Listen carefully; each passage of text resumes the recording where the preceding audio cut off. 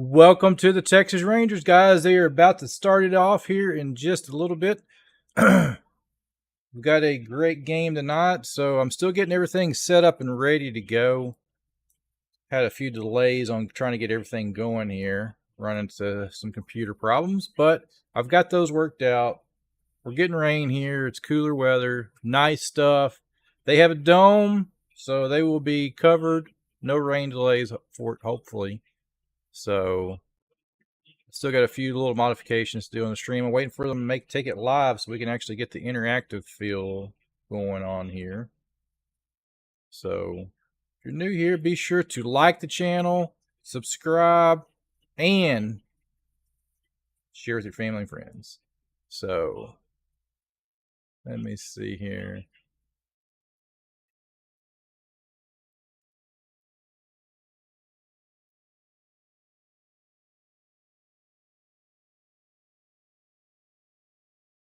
Let me get this scores up.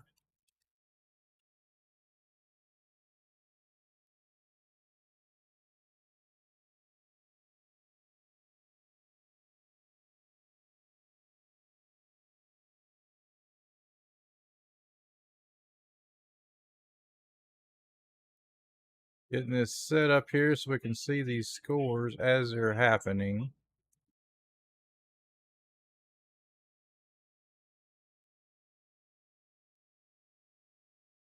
Yeah, I've got the radio broadcast. We're going to stream that in, but I'm going to eventually pull in and go live myself here with it.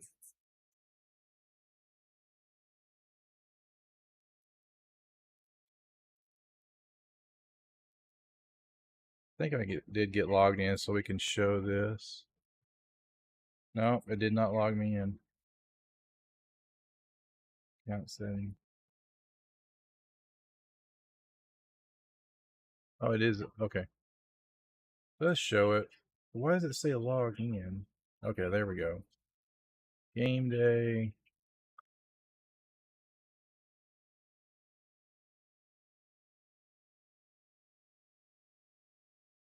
So we got just a couple minutes here for the first pitch. They're still getting ready.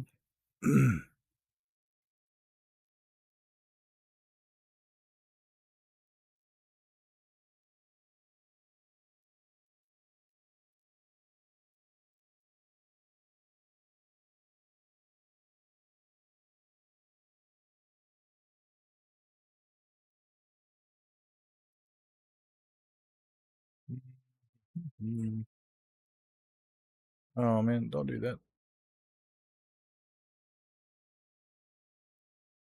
Make sure I get this spread out for you guys here.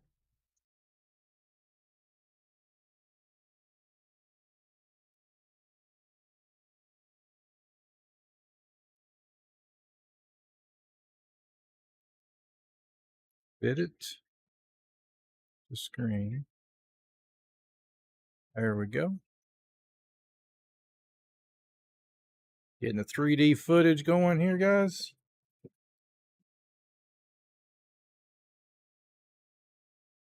Where'd it go? They're still doing warm up, guys. So, got a few minutes. Grab you some water, your favorite beverage. It's about to get kicked off here.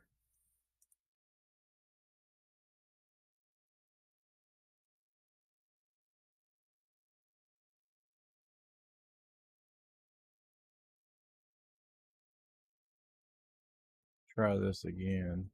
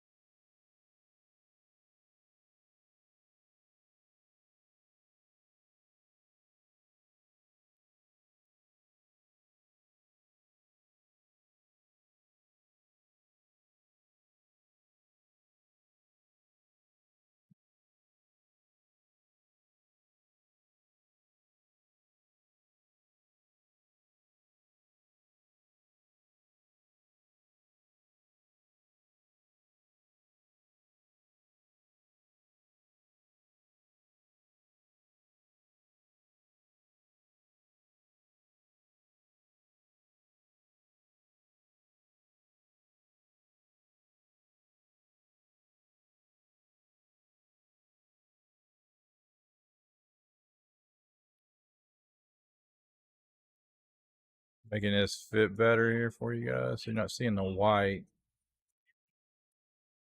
There we go. I need to scoot it over just a touch though. Perfect. Look a whole lot better. We'll pull in the radio. Ready to go, and he fires the first pitch high to Yandy Diaz. All right, guys. For ball one, and that first pitch brought to you by Perimeter Global Logistics. PGL is the official logistics partner of your Texas Rangers. Visit shippgl.com to get your business in the game. Lorenzen misses with his next offering and falls behind Diaz here at 2 balls and no strikes. Yandy Diaz, right-handed hitter, batting .267. Looks at this fastball for a strike, and that'll make it 2-1. The 32-year-old native of Cuba, 7 home runs, 40 runs batted in.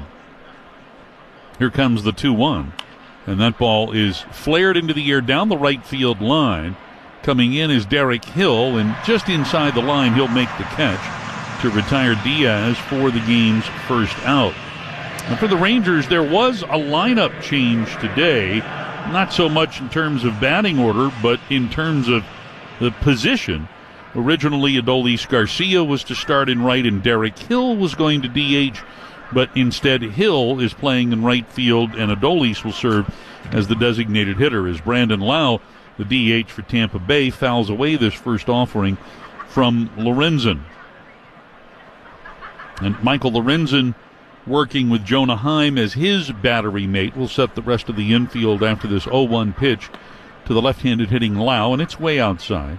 So make it 1 ball and 1 strike. Nathaniel Lowe is at first, Marcus Semien at second, Corey Seager at short and stationed up the middle here. And Jonathan Ornelas, Jared's pregame guest, getting the call at third, as this pitch is lifted high into the air and out of play on the third base side, and then makes it a ball and 2 strikes here to Brandon Lau. And the Rangers outfield tonight, Wyatt Langford in left, Leody Taveras in center, and again Derek Hill getting the start in right. For the Rangers, who on this Friday night are decked out in their City Connects, this pitch is outside, and the count to Lau now at 2 balls and 2 strikes. Lau batting .229 for the year, 8 home runs and 25 runs batted in. 2-2 pitch, a little bit low. That'll make it a full count. Lau often injured. In fact, missed 6 weeks earlier this season with a right oblique strain. He had 2 IL stints last year and was on the injured list 3 times back in 2022. This next pitch fouled off, and so we'll keep it at 3 balls and 2 strikes here to the University of Maryland product, Brandon Lau. Just underway. Michael Lorenzen making his 15th start of the season. Last outing gave up 5 runs in 5 innings against the Orioles, and he'll miss badly outside here with a changeup, and he loses Lau. So the first base runner comes on a 1-out walk here in the first, and that will bring up Isaac Paredes. In that particular start, Lorenzen gave up just 1 run through the first 4 innings, but then surrendered a grand slam to Heston Kjerstad in the bottom of the 5th, which turned a 2-1 Ranger lead into a 5-2 deficit. Orioles eventually won that game 6-5 as the Paredes stands in on the right side and fouls this one back for strike 1. Isaac Paredes hitting .276, 14 homers. He's driven in 47. This next offering is low, and the count now at 1 ball and 1 strike. Paredes, a native of Hermosillo in Mexico, formerly with the Detroit Tigers. And he comes in here with hits and runs batted in 4 straight. The set by Lorenzen, a long hold, and now the pitch. And that one is lifted out into right field. Semien out, Hill coming in. Semien reaches for it, can't get it, turns, throws to second, and they get the force on Lau. Well, Semien came very close to making the catch. That ball hitting a little closer to him than it was to Hill, but Marcus able to play the hop and with the wherewithal to spin 180 degrees and make a perfect throw to Corey Seager. That's a really nice job. You know, that's a ball that it wasn't an easy play. It's one we've come to expect Marcus to make. He's so good at making that play, but able to get the out nonetheless. And here's Josh Lowe swinging and fouling one off for strike one. So instead of a hit for Paredes, he reaches first on the fielder's choice as Lau is forced 4-6 on a pop-up out. It's not a ground ball out. Runner at first with 2 men out now. Josh Lowe, the left-handed hitter, takes this pitch downstairs, and the count now at 1-1 strike. And Josh has dealt with injuries this year. In fact, he's had 2 different IL stints, both because of a right oblique strain. The 1-1, and fastball comes in high. They get 2 balls and a strike. So Lowe, a .223 average with 5 homers and 14 runs batted in. Lorenzen's pitch, good-looking changeup, swing and a miss, and that evens the count here to 2 balls and 2 strikes. Because of his time on the IL, Josh Lowe playing in his 37th game of the season here tonight. The 2-2, and that pitch just a little tight. Didn't miss by much with the fastball. Full count here to Josh Lowe, younger brother of Nathaniel Lowe. Josh 26 years of age, Nathaniel 28. And Nathaniel right now holding the runner Paredes at first as Lorenzen fires, and this gets fouled off. Lowe got jammed there with a changeup, but managed to get a piece of it to stay alive. For Lorenzen, 82 total innings of work this season. If he goes 6 innings or more here today, that would make him a qualifier. The Rangers don't have any pitchers who are currently qualifiers. Lorenzen has held opponents to 62 hits. He's walked 35 and struck out 58. Runner on the move. Here's the pitch. It's popped up, going foul on the third base side. This one drifts out of play. So we'll keep it at 3 balls and 2 strikes. And for Lorenzen, he is still in search of his first win here at Globe Life Field. Career 6 starts here at the Globe with a record of 0-2 and a 3.89 ERA. All 4 of his wins this season have come on the road. Another pitch that's in, and this one gets fouled back again by Lowe. So we keep it at 3 balls and 2 strikes. His wins this year have come at Detroit, at Atlanta, at Miami, and at Los Angeles against the Dodgers. So a lengthy at bat here. Lorenzen trying to put Lowe away. Here's the pitch. A swing and a foul tip caught by Heim. And so on a changeup, he strikes out Josh Lowe to end the top of the first. No runs, no hits. 1 man left, and after a half inning, Tampa Bay nothing. Texas coming up on the Louisiana Hot Sauce Rangers Radio Network. The Texas Lottery presents Now That's What I Call Hits, with hit songs like Give Me That Money, give me that money, give me that money, give me that money, give me that money, and Winner Winner Chicken Dinner. Winner, winner, chicken dinner. That's right. With hit scratch tickets from the Texas Lottery, you can have an instant hit on your hands. Like the old classic, Ain't That Some Luck? Well, ain't that some luck? You can hit it big with big cash prizes. So play today. Must be 18 or older. Play responsibly. Bio Advanced All-in-One Rose and Flower Care is a true power hitter. Want more bloom in your Texas blooms? Get insect control, disease control, and feeding all in one blue bottle. Bio Advanced, proud partner of the Texas Rangers. Listen up, Rangers fans. Grab the official pizza of the Texas Rangers from 7-Eleven, starting at $1.79 for a slice or $8.49 for a whole. With 100% melty mozzarella and fluffy crust, get your 7th inning snack break from 7-Eleven. I'm Jonah Heim, catcher for the Texas Rangers, and I've joined the thousands of other dog people and vets striking out kibble and feeding our dogs real, fresh food from the farmer's dog. It's a total game changer for my 3 active doodles. Makes it easy to feed them high-quality food and helps keep them healthy and energized for all our adventures. The Farmer's Dog is the official pet food of the Texas Rangers, and you can get 50% off your first box at thefarmersdog.com/Rangers. That's thefarmersdog.com/Rangers.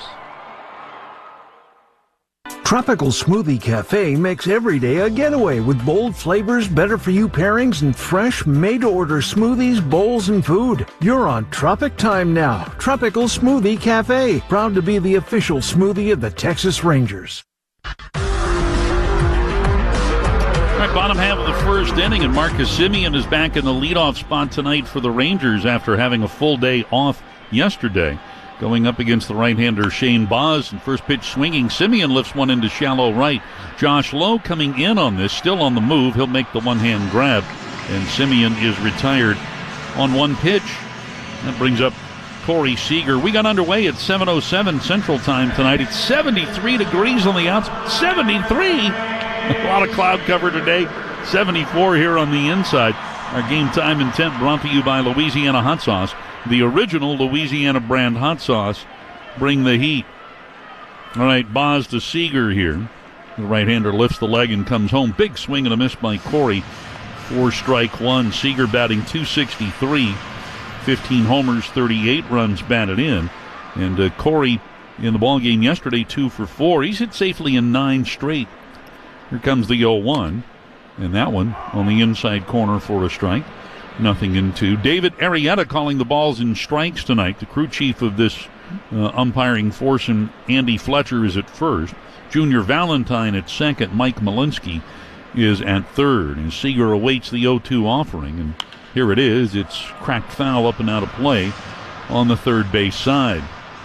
So Shane Boz making his 2024 season debut. He's a native Texan from Tomball, Texas, and a guy who is recovering from Tommy John surgery, which was performed by Rangers team doctor Keith Meister. This pitch is down and in, and the count at 1-2 strikes. Boz missed all of last year. He had elbow problems back in 2022.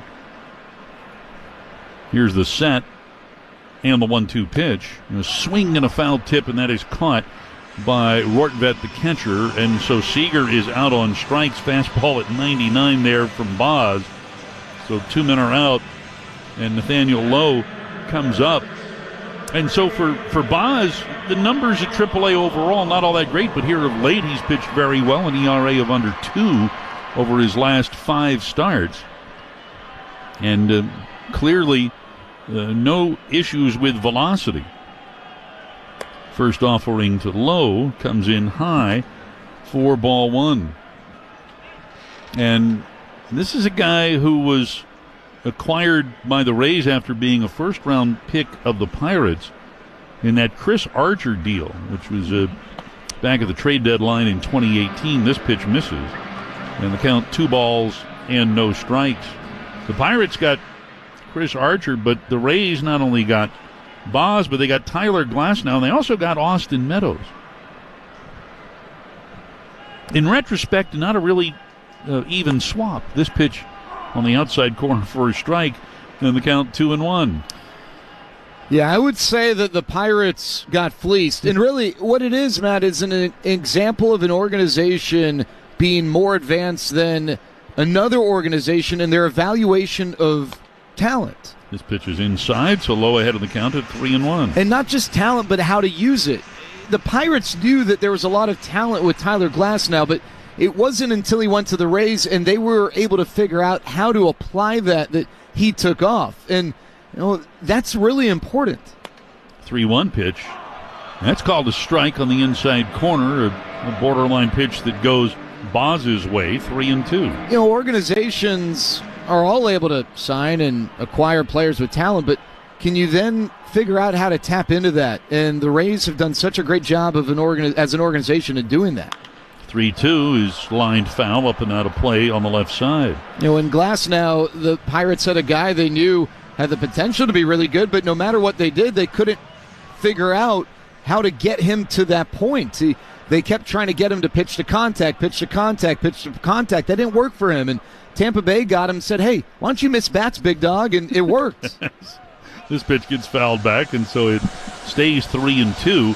And the Rays are always looking to improve, and so Boz comes up here today because the Rays just dealt starting pitcher Aaron Savale to the Milwaukee Brewers for a position player prospect.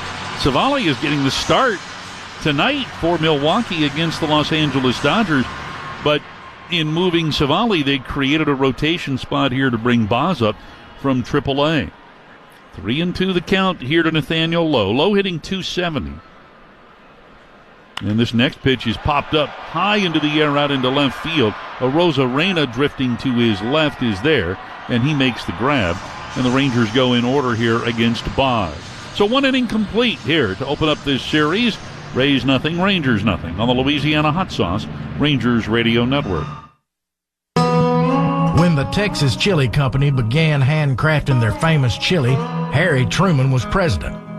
Gas was 20 cents, and no one locked their doors. A lot has changed since then, but one thing that remains the same is the old-fashioned, never-canned chili by the Texas Chili Company. Some things have changed since they opened their doors.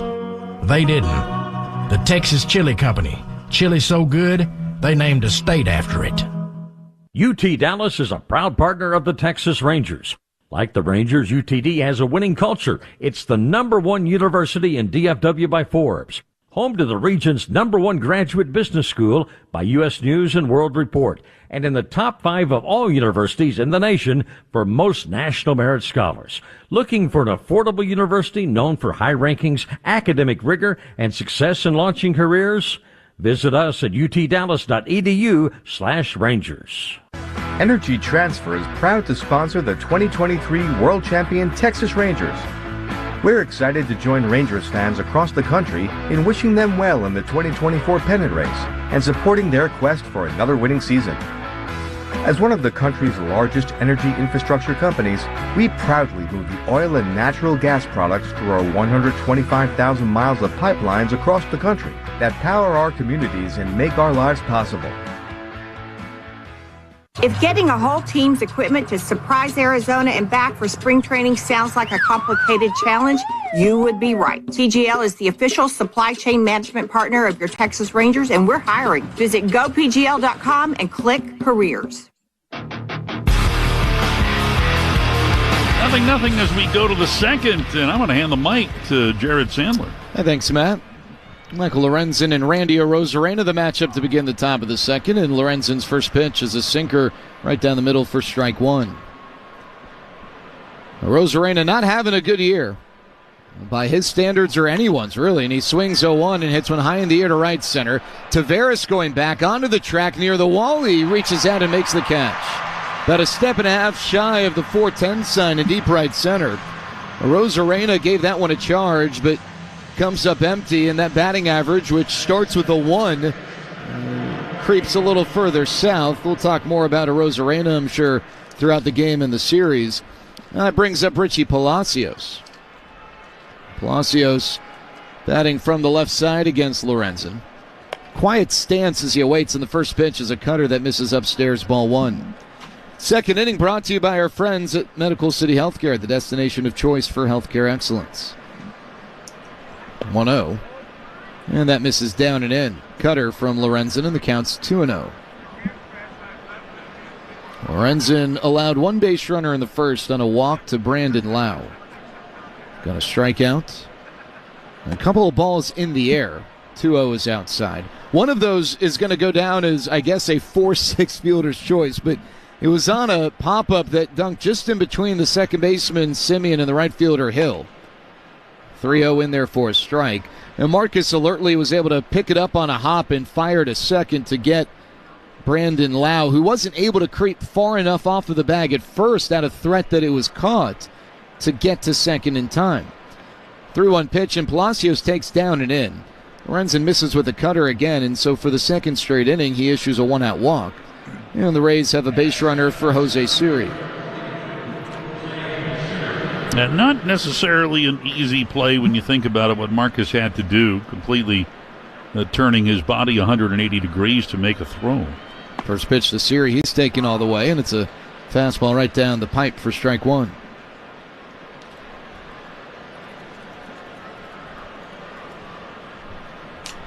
Lorenzen working on the first base side of the rubber. Looks over his left shoulder at the base runner Palacios, who's got 13 steals on the year.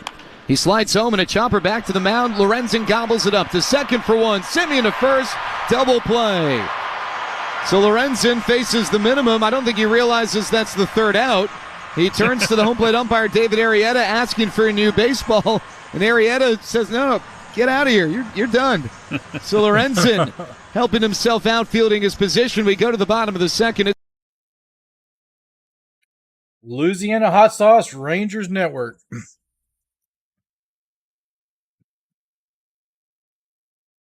So, guys, welcome to the channel here, KimbroNator. If you're new here, be sure to drop that sub on the channel, like the stream, kicking in here for good content, guys. We got the Rangers versus the Tampa Bay Rays tonight. So, these two teams, it's crucial for both of them. The Rays are on a win streak. They've won seven of the last 10 games. Rangers are on a lose streak. So, Rangers need to get something turned around right here before the All-Star break. And the Rays are trying to keep their momentum going. So I think this would be a great game to watch, listen to here. I know with all the Bally Sports issues and TV network issues, you guys can pick it up right here with me. So let's tune it back in. Hopefully the weather permits, because we've had a lot of rain and weather here lately. So if I do go dark, it's because I've lost power, but I will get it back as fast as I can. Casino and Resort of the Texas Rangers.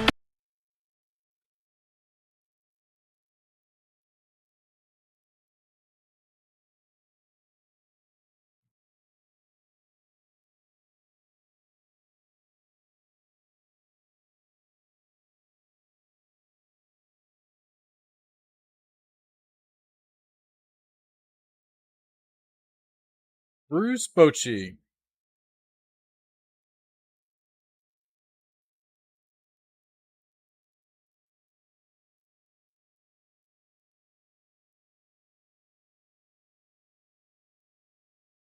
Friends at BioAdvance, the all-in-one Rose and Flower Care is a true power hitter. If you want more boom in your Texas blooms, get insect control, disease control, and feeding all-in-one blue bottle. BioAdvance, proud partner of the Texas Rangers.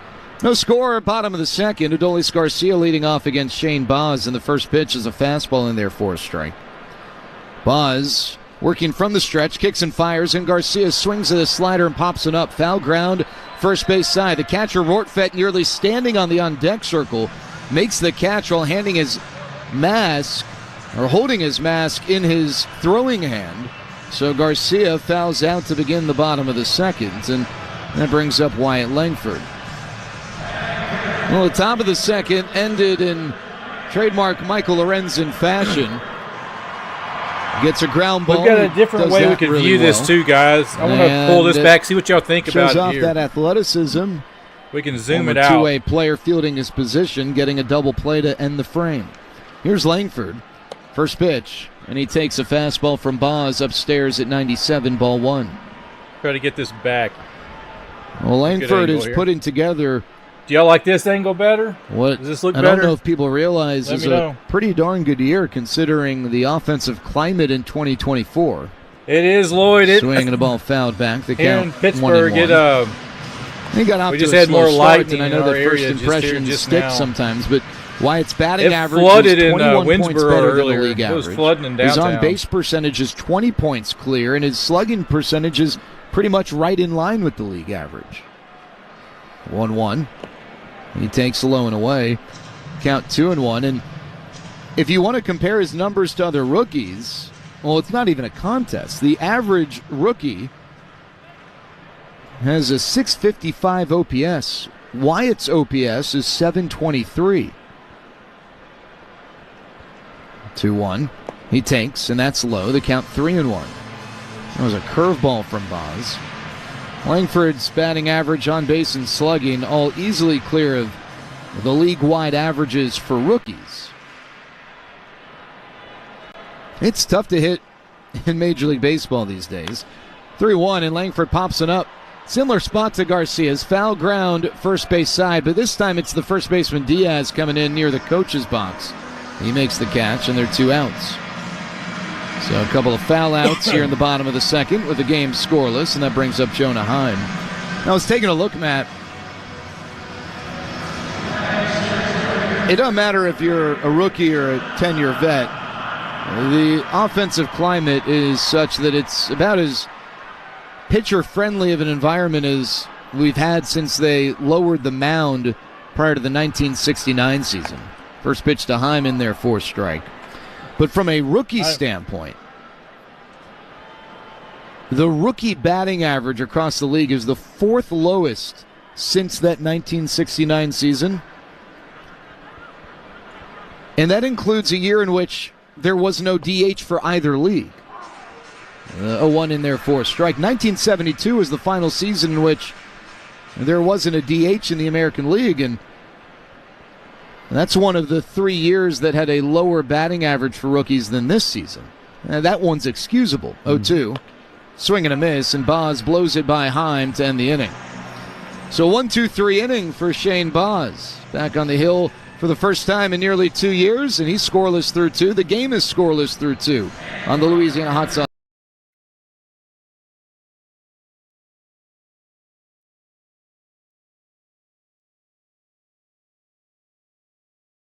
Wow, it's going to be a long game here, looks like, guys. 0-0, no hits through 2 innings. Well, I'm sorry, we're in the bottom of the second, so that can change, but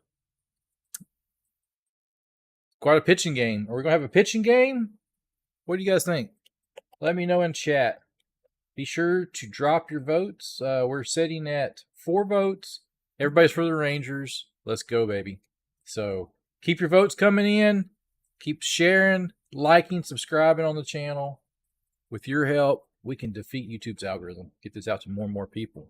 So, yeah, let me know. What do you think? Is it going to be a pitch game, or the Rangers are going to get their bats come alive? Or is the Rays, are their bats going to come alive here shortly? So, a lot can happen.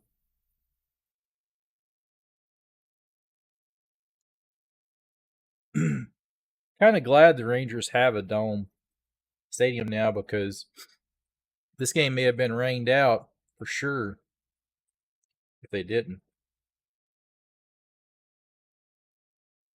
Yeah, the radio broadcast, unfortunately, is a little bit behind.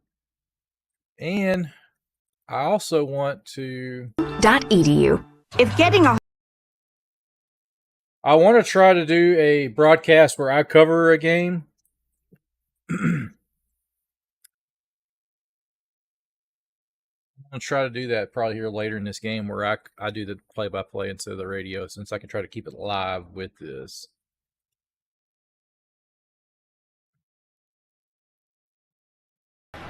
Michael Lorenzen on the hill. The first pitch to Ben Rortvedt is a fastball that misses inside, ball 1. Third inning brought to you by Abilene Christian University. Something's missing from the online college experience. That's art at Abilene Christian University Online. They offer a Christ-centered private school education, acu.edu. 1-0, fastball up top to Rortvedt. The count 2 balls and no strikes. The Madison, Wisconsin-born catcher bats from the left side. 2-0 pitch, and there's a strike from Lorenzen. He goes to the cutter. And the count is 2-1. Rortvedt's had a nice offensive season, hitting over 270 with an OPS around 750. Not a guy they expect a ton of offense from. He swings 2-1 and chops the cutter to third, right to Ornelas off the line. He reaches across his body with a backhand and fires across for the first out here in the top of the third inning. So Taylor Walls back from injury. Walk into the plate. The shortstop circles around from the left side. He's a switch hitter, so batting left-handed against the righty Lorenzen. Wall's not known for his offense at all, and that's no different this year than in years past. First pitch to him is a fastball swung on and missed. Counts 0-1. He's hitting just 164, albeit in just 55 at-bats due to injury. 0-1. There's a strike that clips the inside corner, a fastball from Lorenzen. And the count's 0-2. I think what the Rays hope is that Wallace could maybe run into 10 or so home runs while playing great defense, hitting 9th for them. 0-2, swing and a miss. 3 pitches and see you later. Lorenzen with his second strikeout of the ball game. 2 up and 2 down, and Walls didn't run into anything there. What he ran into was a really good changeup, well located by Lorenzen. Pitch that was over the plate but dipped below the zone, and he swung over it. Opposing hitters batting around 125 against the changeup from Lorenzen this year. First pitch to Diaz. He swings at a curveball and dribbles one foul third base side. So 2 up and 2 down for Lorenzen here in the third. He's yet to allow a hit. 2 Rays have reached, both by way of the walk. Diaz flied out to right to begin the game. 0-1. Up and in. He limbos out of the way on the fastball, and the count is 1-1. Hey, think O'Reilly Auto Parts for all your car care needs. Get the parts and service you need fast from the professional parts people at O'Reilly Auto Parts. 1-1. Fastball, strike called outside corner. Four-seamer at 93. Diaz stepped away from the plate, not expecting to hear a strike call from David Arrieta, but Lorenzen got the call, and he's ahead 1-2. Kicking the pitch. He misses low and away with a changeup. Count 2 balls and 2 strikes. Diaz just 2 for his last 18, and he got yesterday off in Tampa Bay's 10-8 win over the Royals. He swings 2-2, and that one is blooped foul out of play to the right. Diaz won the American League batting title last year and became the 3rd Cuban to do so, joining Tony Oliva and Yuli Gurriel. Not threatening for the batting title this year, though, hitting .266 on the season. 2-2. That's downstairs. Lorenzen misses with a changeup, and the count's gone full. No score here in the top of the 3rd. Diaz, a righty with an open stance, awaits. 3-2, a chopper to third. It backs Ornelas up. Back rim of the infield. Throws a one-hopper to first. Scoop by Lowe in time. A backhanded reach. And Diaz is retired to end the inning. That's a Site Pro Equipment Rentals 1, 2, 3. Boom. Still scoreless, guys. So due up for Texas is Taveras, Hill, and Ornelas. Looks like Ornelas has been struggling. He's batting currently he's at a 167 batting average too. So 1, 2, 3 in, and that's the way we like it, right? Texas Rangers. So here comes the here comes them up. So what can they do? This is still kind of like in a beta, I guess you could kind of say, because you notice it's hasn't switched uniforms because the Rangers are off the field, and it's obviously Baez warming up, but it's got him in the Texas Rangers outfit. Look like they had a coach back there warming up for the catcher.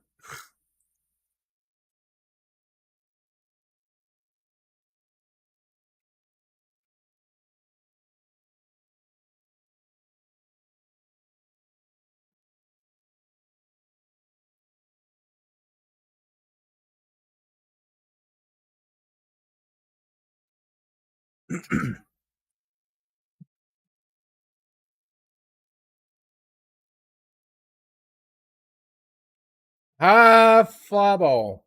Foul.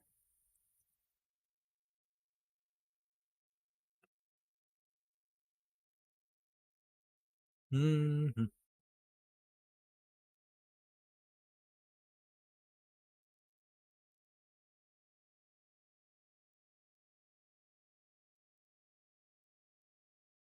Oh, man. There we go. Leody Taveras, Derek Hill, Jonathan Ornelas due up against Shane Baz, who's retired the first 6 men he's faced. First pitch from the righty, and Taveras swings, and that one's blooped foul out of play to the left. Leody, a switch hitter, batting from the left side against the hard-throwing righty. Baz out of Concordia Lutheran High School in Tomball, same as Key Brian Hayes, among others. That's a school that has produced a number of major leaguers. 0-1. Swinging a ball lined into left field, a base hit. Shot through the vacated hole on the left side. Broke up the no-hitter. So Leody Taveras, who's been hitting the ball really well of late, coming into today, hitting over 350 over his last 10 games, picks up the first base hit of the ball game for either team. And the Rangers have a leadoff base runner in the bottom of the 3rd. Just drove that fastball toward the outside part of the plate out into left field. Oh, man, they got him. Threw him out. So that brings up Derek Hill, right-handed batter. First pitch, he swings, and there's a chopper foul, third base side. And Baz grew up in America. His father, Raja, was born in Lebanon and was a big-time soccer player there before moving to the United States. They ended up settling in Texas. 0-1. Taveras goes. The pitch is high. The throw from Rortvedt on the money. The tag in time. That was a perfectly executed pitch and catch there from Rortvedt to Palacios, the second baseman, who slapped the tag on Taveras. Hill turned to bunt but pulled back. The pitch was way above the zone. And though even it being not a strike, it was actually a good pitch for Rortvedt to receive and throw. And I agree with really you, no Lloyd. contest. Me and a coworker were talking about that at work eliminated. today. Third time he's been thrown out trying to steal this year against 10 successful attempts. It's bad pitch, for that's upstairs. He'll NHL, baseball, basketball. It's just Rortvedt's got pretty good. Not pop a good times. situation. He can throw. Yeah, 1.95 average pop time. Anything below 2 is really good. Did you see the 2-1. lawsuit against the NFL over Sunday ticket? Foul, third base side. Looks the like the NFL lost that is lawsuit. Simply the amount of time between when the ball they got to pay out billions of dollars on that one catcher's too. mitt to when his throw pops the middle infielder's mitt, whoever's covering, second baseman or shortstop. 2-2 to Hill, 1 out, nobody on. Pause the kick. Over the top delivery, the pitch, a swing and a miss. A slider that started over the outside corner but broke off the plate and below the zone. A nasty pitch there from Boz, and there are 2 outs in the bottom of the third inning. Hey, just a reminder that the Rangers hit the road after this weekend, but they don't return until after the All-Star break when they host the Orioles from July 19th through the 21st. Tickets at Rangers.com to see. There we go. We're hitting the ball. First place Baltimore Orioles come to town. First pitch to Jonathan Ornelas is low. Now the Orioles with 55 wins entering today. Only the Philadelphia Phillies have more in all of Major League Baseball.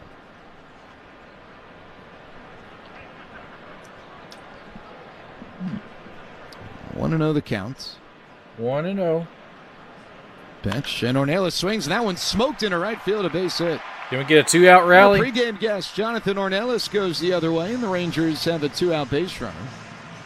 A couple of hits in the inning, but Taveras' hit was eliminated when he was thrown out trying to steal. That pitch was up and away, and again, Ornelas just going with the pitch. Left the bat at 105. Yeah, nice job there by Ornelas. Ball. So here's Simeon. He flied out to the right fielder, Josh Lowe, on the very first pitch he saw. Right-handed batter's been scuffling of late. First pitch here. And that's in there for a strike. Marcus had a 3-hit game on June 15th, and since he sent that one foul. For his last 69.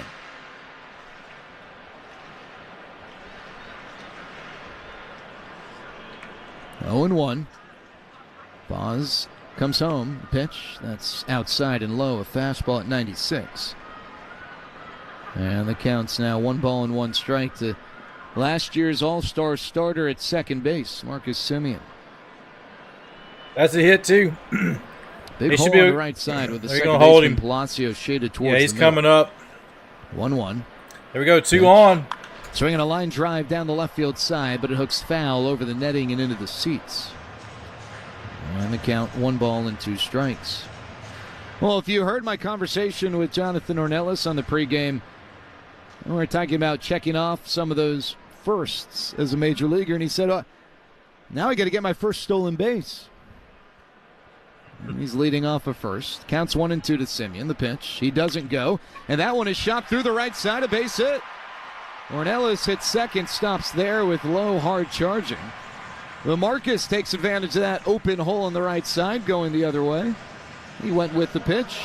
And the Rangers had a couple of... Looks like they're fighting on the mound. A pitch that was not a strike. Again, a fastball away.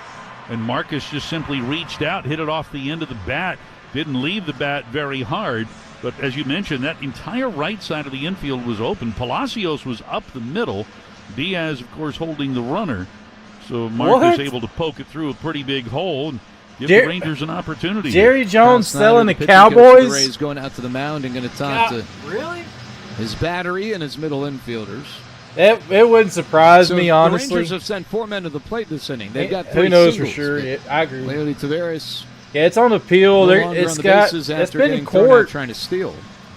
I think since this case has been going on since 2015, 2016. Seager struck out swinging back in the first. But a great opportunity for the Rangers to strike first against the young righty Shane Baz. Let's go, Seager. Ornelas at second, Semien at first. Baz standing tall on the first base side of the rubber. Gray pants down to his all-black spikes. He comes set just above the belt, checks second. A long look at second, now comes home. Corey takes in the first pitch. He's called a ball. Might have been a generous call in favor of Corey. Looked like that one was a strike at the bottom of the zone, but the count's 1-0. Those two look really close. You can see down there.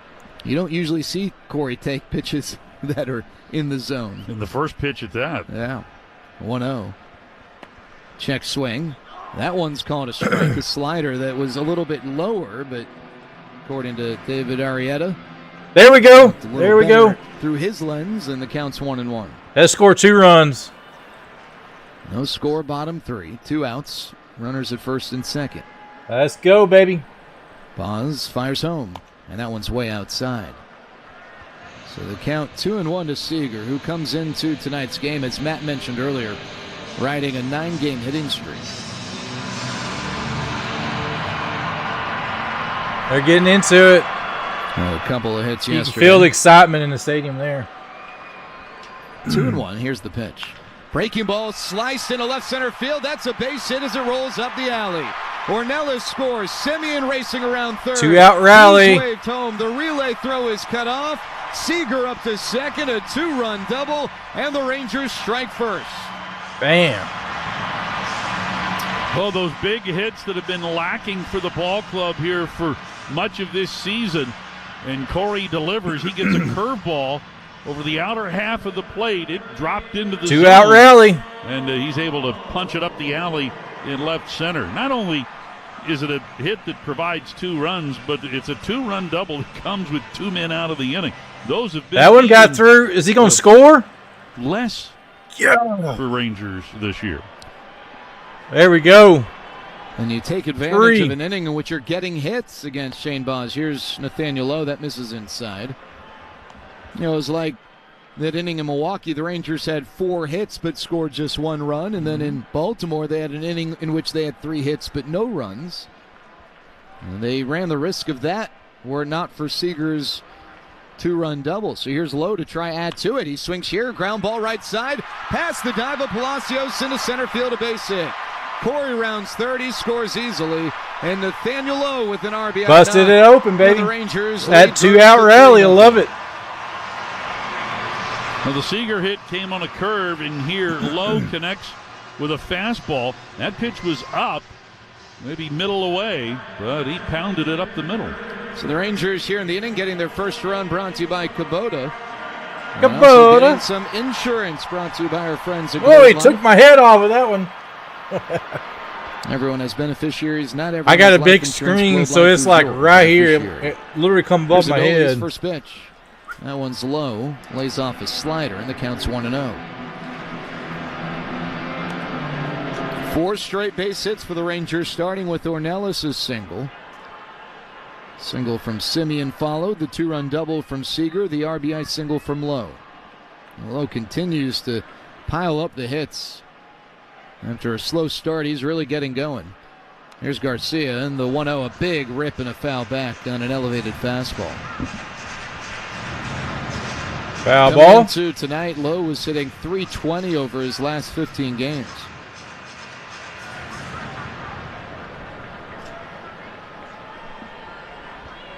Garcia, another guy who's been hitting well. 14-game on-base streak. 2 out, 1-2 count. And steps out just before Baz is able to deliver the 1-1 pitch.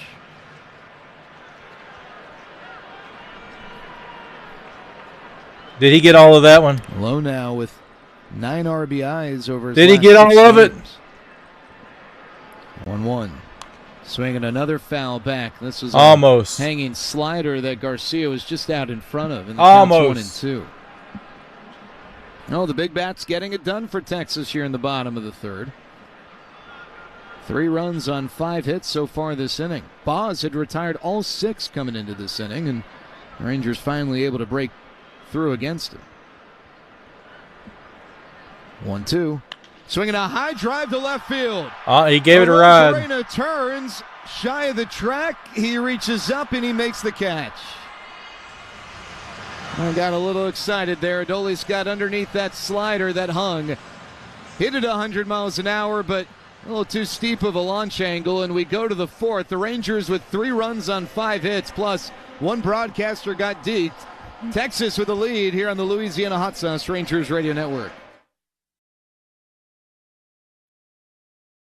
Alrighty, guys, it's Stand Up to Cancer Awareness. That's what you see scrolling there in the background. So this is brought to you by KimbroNator. I'm streaming it live here on YouTube. It's free, doesn't cost you anything. I would appreciate it if you hit that thumbs up on the stream if you have not already. If you have, you click it again, you take it away. So hit that thumbs up if you'd like to support the channel. And we're in between innings here. It's the end of the 3rd. It's going back to top of the 4th. The Rangers were able to get 3 runs on a 2-out rally there. Way to go, man. Way to go. This is a crucial game here. We're going here in the All-Star. So, whoo, my goodness.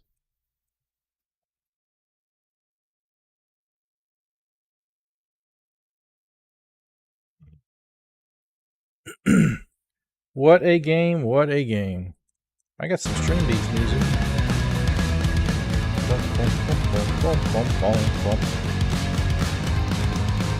Next inning, I'm going to do the play-by-play.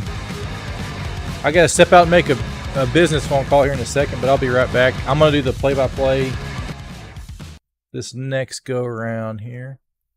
Let's see. You have what it takes to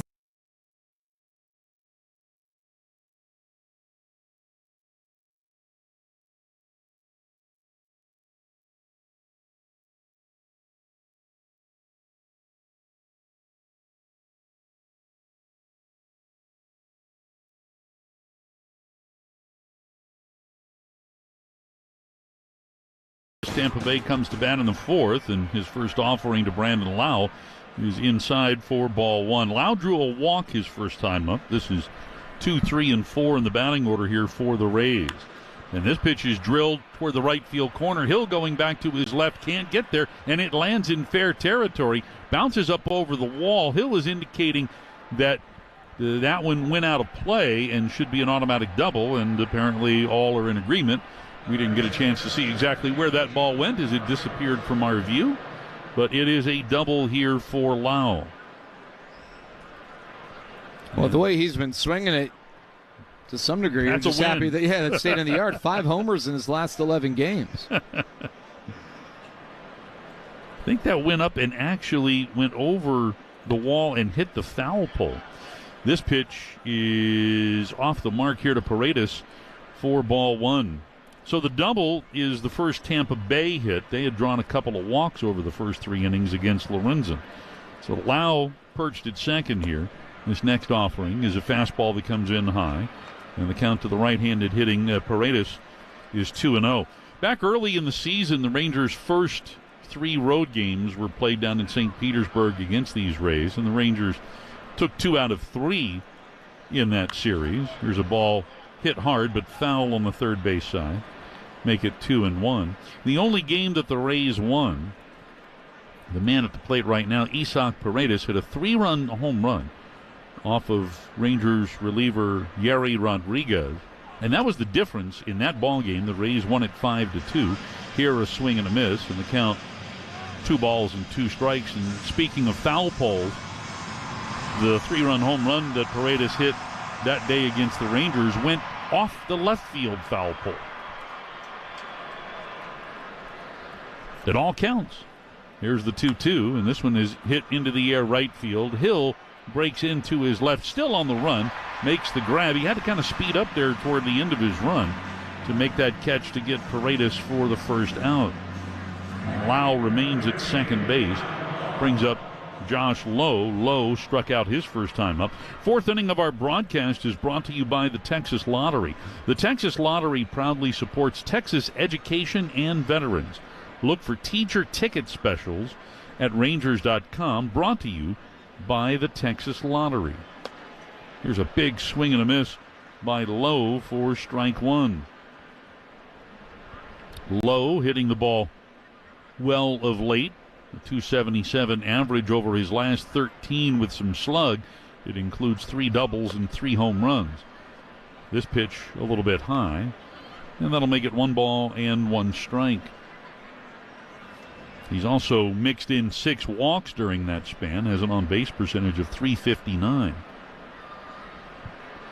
Here comes the 1-1, a swing and a miss. I'll tell you what, Michael Lorenzen getting some swing and miss on that changeup. And the count 1-2.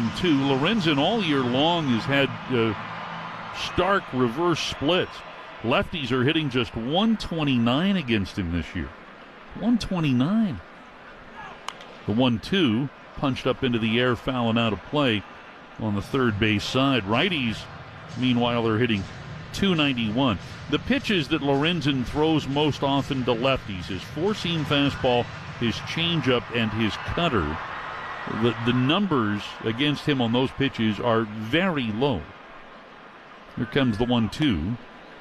And that fastball rides in high, so make it 2 balls and 2 strikes. Opponents are hitting just 182 against Lorenzen's four-seamer, 167 against his cutter, and a paltry 127 against the changeup.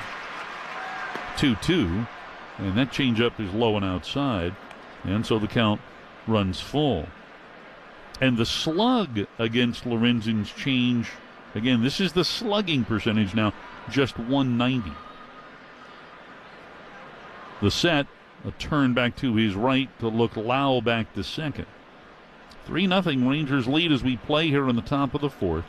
Lau, who led off the inning with an automatic double, still at second base, 1 out, and a full count here to the left-handed hitting Josh Lowe. Here's the pitch, a swing and a miss. Fastball near the top of the zone, and Lowe strikes out for a second time. Lorenzen with 3 strikeouts now tonight. So 2 men out, Lau still at second, and the batter, Randy Arozarena. Rangers baseball brought to you by Balcones. Discover Balcones Distilling, the original Texas whiskey.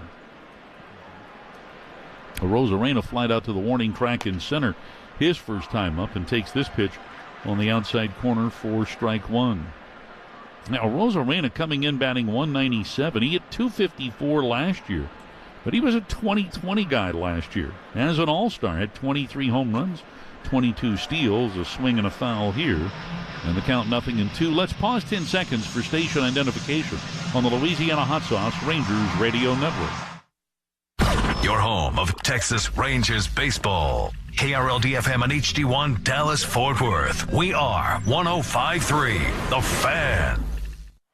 The 0-2 pitch is popped up into shallow left. Seager takes it out to Langford, and Wyatt puts it away to retire Arozarena for the final out in the inning. So a shutdown inning for Michael Lorenzen. He gives up a double, but nothing more, and after 3.5, it's 3-0 Texas on the Louisiana Hot Sauce Rangers Radio Network. Hey, Rangers fans, it's your turn to be a champion. Throw your weekend to curveball and get in the game at Choctaw Casinos and Resorts, the official casino and resort of the Texas Rangers. Play a perfect game at the blackjack table or in our state-of-the-art poker room. Experience Major League exhilaration with an epic live concert, or celebrate your W at one of our world-class bars and lounges. However you play, get ready to walk off a winner at Choctaw Casinos and Resorts. Balcones Distilling is the original Texas whiskey. Their baby blue corn whiskey and Texas pot still bourbon have long been game day favorites. But Balcones has also been leading the way in the American single malt movement since 2008. Their lineage Texas single malt and their Texas One single malt are layered with flavor. Made from 100% malted barley and aged to perfection by the Texas climate. Taste the whiskey that's defining a whole new category. Balcones Distilling, the official Texas whiskey of your Texas Rangers. Must be 21 or older. Please drink responsibly.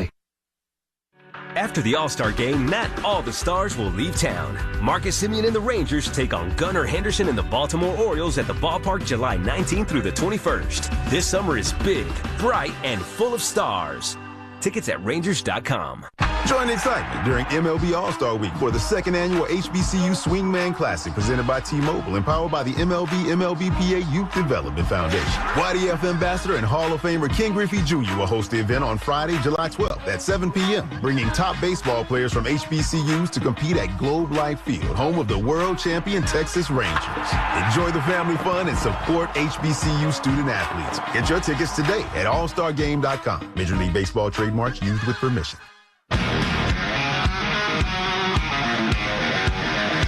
Langford, Heim, and Tavares coming up for Texas here in the fourth inning. Rangers leading it 3-0. Wyatt Langford popped up to Yandy Diaz and foul ground his first time up. Boz with the leg kick and the pitch. And his first offering, a slider, spins in for strike one. Wyatt with hits in 6 straight. And a hit here tonight would give him his longest hitting streak this season and obviously in his career. Here comes the 0-1. And that pitch is way outside. So make it 1 ball and 1 strike. During the 6-game hitting streak, Wyatt 9 for 20 with a couple of doubles, a triple, and a home run, and 5 walks. He waves the bat low, waiting here on Boz. The right-hander fires, and that pitch is cranked out of here, but foul. That one sails into the seating area just below the Karbach Brewing Company, the Karbach porch, if you will. What a shot. 1 ball and 2 strikes, now the count to Langford. Boz into the glove. And now the 1-2 pitch. And that one is hit on the ground to third. That's scooped up by Paredes. His throw across in time to retire Langford for the first out here in the bottom half of the fourth. And that brings up Jonah Heim.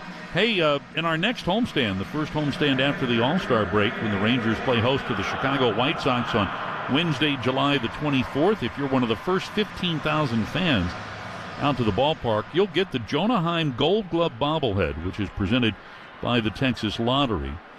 And you know where to go for tickets. That's Rangers.com. Jonah swings and heat loops one out into center, and that drops for the base hit. Got a hold of a first pitch curve.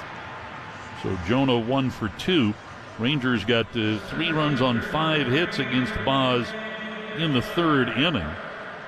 And that 5-hit frame, the first inning in which the Rangers have collected as many as 5 hits since they beat Baltimore this past Sunday. Up in Baltimore, 11-2, the Rangers had a 3-run, 5-hit top half of the 5th inning. And this pitch to Leody Taveras is inside, well inside for ball 1. Leody singled sharply out into left field his first time up. With the left fielder here, Arozarena shallow and toward the line. Leody swinging from the left side against the right-hander Boz, the 1-0 pitch. On the outside corner for a strike, make it 1 ball and 1 strike. Paredes at third, playing in on the infield turf, just a step in from the dirt, and about 18 or so feet off the line. The shortstop Walls is up the middle, so there's room between those two. Here's the 1-1. And that pitch over the plate but low, so make it 2 balls and a strike. That's where Leody collected his hit in the third inning to get that 3-run rally started.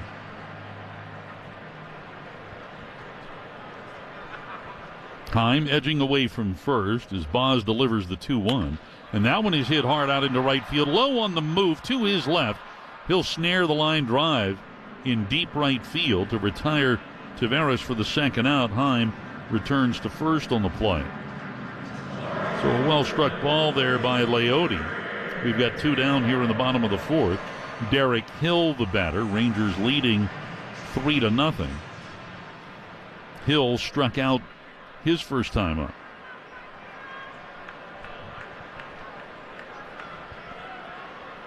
The set by Boz. And the pitch. And this is flared foul up and out of play on the first base side. 4 strike 1. Hill now 0 for 7 this homestand, but hit really well on the road trip. He's now 5 for 21 in 7 games since having his contract selected from Round Rock. About 9 days ago. And has 3 home runs. This pitch comes in high. And the count 1 ball and 1 strike. Hill out of the box. Giving a brief look to the defense here. The right side of the infield is open. They play him to pull in the infield. Just a slight shift to go the other way in the outfield. The 1-1. Swing and a miss. He's late on that fastball near the top of the zone. And the count at 1-2. Boz was averaging about 96 with his fastball down in AAA, but touching 97 and 98. And he was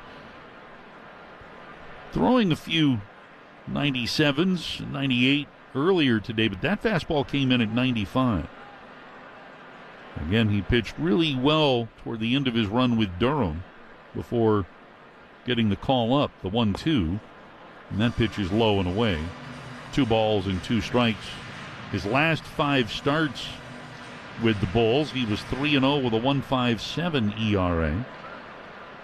Struck out 35 in 23 innings. 2-2 the count here to Hill. And the pitch.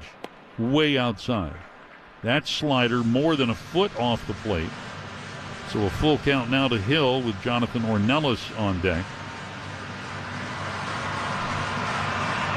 Jonah Heim standing on first, slowly walking away as Boz sets just above the belt. Now comes home. And that's a bouncing ball right by Diaz and out into right field. Jonah turns second. He's headed to third. It's an opposite field single for Hill.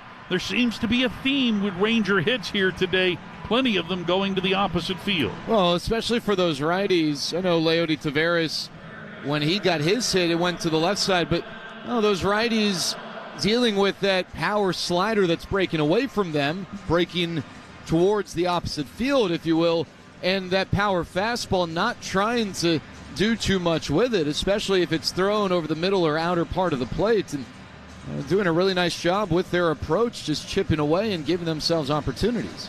So 2 hits here in the 4th after 5 in the 3rd. Rangers with 3 runs on 7 hits, leading 3-0 now. And here's Ornelas, who had an opposite field hit and scored the first of those 3 third-inning runs. And he swings and misses here through a slider. 4 strike 1. So 1st and 3rd, 2 men out. Here Paredes at 3rd playing in the cut. Palacios at 2nd up the middle. Again, plenty of room on the right side of the infield.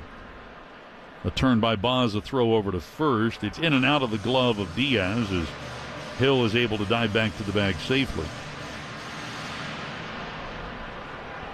Outfield playing Ornelas slightly to go the other way.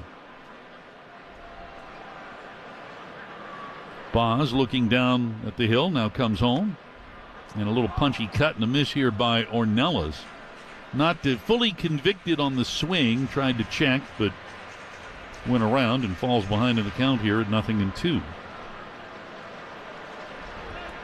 Now Palacios will move more toward first base. He's still playing Ornelas to pull, but not nearly as much so with there being 2 strikes in the count.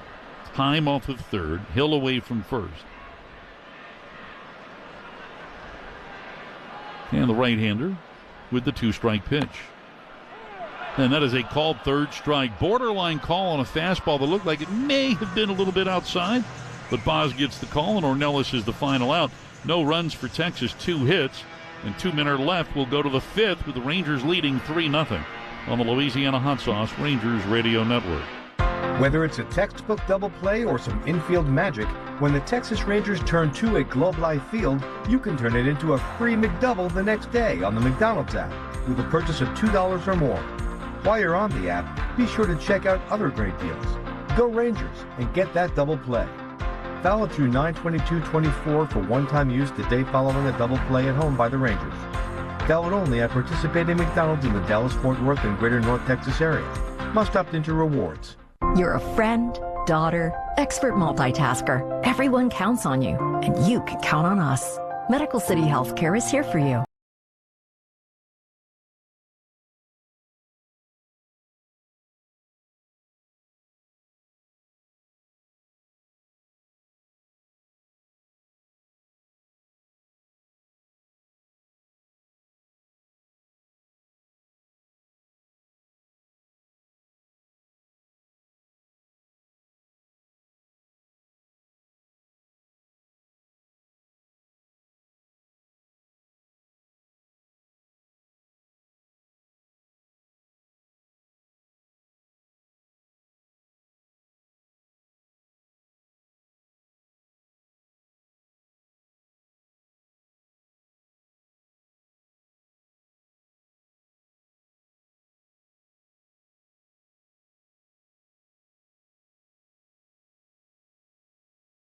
Learn more.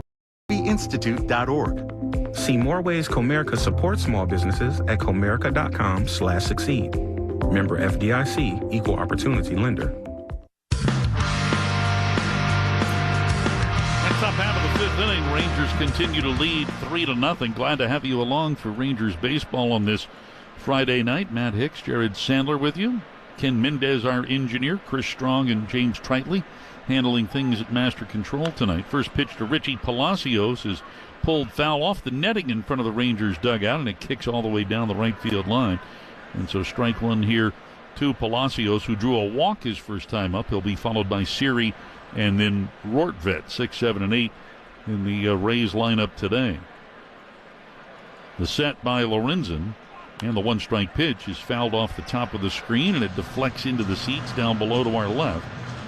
So 0-2 here to Palacios, who had a very good series against the Royals. Went 4 for 8 with a double, scored a couple of runs, drove in a couple of runs. And Palacios hitting .393 over his last 9 games. Here comes the 0-2. That almost hit him. It cuts him down. He falls forward with his hands hitting home plate, holds on to the bat, and that pitch almost hit him. Palacios somehow avoids the HBP, and the count now at 1-2. Off the first base side of the rubber, Lorenzen deals and misses down with a changeup to even the count here at 2 balls and 2 strikes. And we've talked about how Boz has been really good lately down in AAA. Lorenzen, who's been really good all season long. This pitch is in, and the count 3-2. And despite the hiccup of the grand slam given up to Kjerstad his last time out, Lorenzen's been really good over a long stretch here of late. This pitch just a little bit inside, ball 4. Jonah Heim thought it was strike 3. They don't get the call. Palacios draws the leadoff walk, and that's the third free pass given up by Lorenzen here tonight. Brings up Jose Siri. Lorenzen in that span. Here's a pitch that Siri lifts into left field, but right there is Langford. He doesn't have to move, and he catches that liner for the first out. So one away. Ben Rortvedt coming up. And you can shop the Sherwin-Williams July holiday sale and get 30% off paints and stains through July the 8th. Retail sales only. Some exclusions apply. See store for details. So 1 on, 1 out. Rangers up 3-0. And Rortvedt stands in. He grounded out to Ornelas his first time up. Seager up the middle here as the Rangers play the left-handed hitter to pull in the infield. They're shaded the other way in the outfield. Lorenzen delivers, and this pitch is outside for ball 1. Well, the Rays picked up Rortvedt right at the end of spring training, just before the regular season started, in a 3-way deal that included the Miami Marlins. Rortvedt coming over from the Yankees. This pitch misses. And the count now at 2 balls and no strikes. Among the players who shifted in the deal, Rortvedt coming over from New York, while the speedy infielder John Birdie went from the Marlins to the Yankees. This pitch over the plate, apparently a little bit low. And the count to Rortvedt now 3 balls and no strikes. And visually you can tell that Jonah Heim not happy with some of these calls here by David Arrieta. 3-0 the count. Here's the pitch. Rortvedt taking all the way, takes this one for a strike. That was a borderline strike. May have been a little bit high, but Lorenzen gets the call here, and the count now 3-1. Palacios getting away from first here, out to a decent lead. Draws a throw from Lorenzen, and Palacios dives back to the bag safely. Well, Lorenzen already with 1 ground ball double play induced today, which gives him now 13 for the season. By far and away the Ranger leader in that department. Rortvedt swings and fouls one back, and the count is now full. Lorenzen came into play today, ranked 4th in the American League with those 12 ground ball double plays. Palacios at first, 1 out, a full count to the catcher Ben Rortvedt. The runner goes, the pitch is outside, ball 4. Now that one wasn't close, he missed with a fastball. So 2 walks this inning, 4 walks on the night, and runners are at first and second here with 1 out for Taylor Walls. And Walls struck out his first time up. So the Rangers leading 3-0, but the Rays mounting a threat. First pitch to the switch-hitting Walls is over the plate but low. He missed with a changeup, and it's ball 1. Well, Lorenzen issued 4 walks his last time out. His season high in walks allowed is 5. Here's a swing and a ball fouled up and out of play on the left side. 1 ball, 1 strike. He walked 5 Tigers in his first start of the season back on April the 15th. 5 walks in 5 innings, but those were 5 shutout innings. Lorenzen picking up his first win as a Ranger and his first start as a Ranger. It was a 1-0 Texas victory. The 1-1 is popped up. This one near home plate. Heim tosses the mask aside and makes the catch just in front of the plate in fair territory. He was standing just off the right-handed hitter's batter's box in foul ground and then veered to his left to make that play, only a couple of feet in front of the plate. So Walls pops up for the second out of the inning. Yandy Diaz now steps up for Tampa Bay. And the 5th inning of our broadcast is brought to you by Airstream of DFW, your North Texas RV value leader. Diaz is flied to shallow right and grounded to third, and he takes this curveball low for ball 1. Diaz had a very good month of June. Hit .325 in the month with 10 extra base hits and 15 runs batted in. The 1-0, and that pitch is high. 2 balls and no strikes. But one thing that Diaz is not doing this year that he did last year, and that you think about, it's the reason why he's the leadoff hitter for Tampa Bay.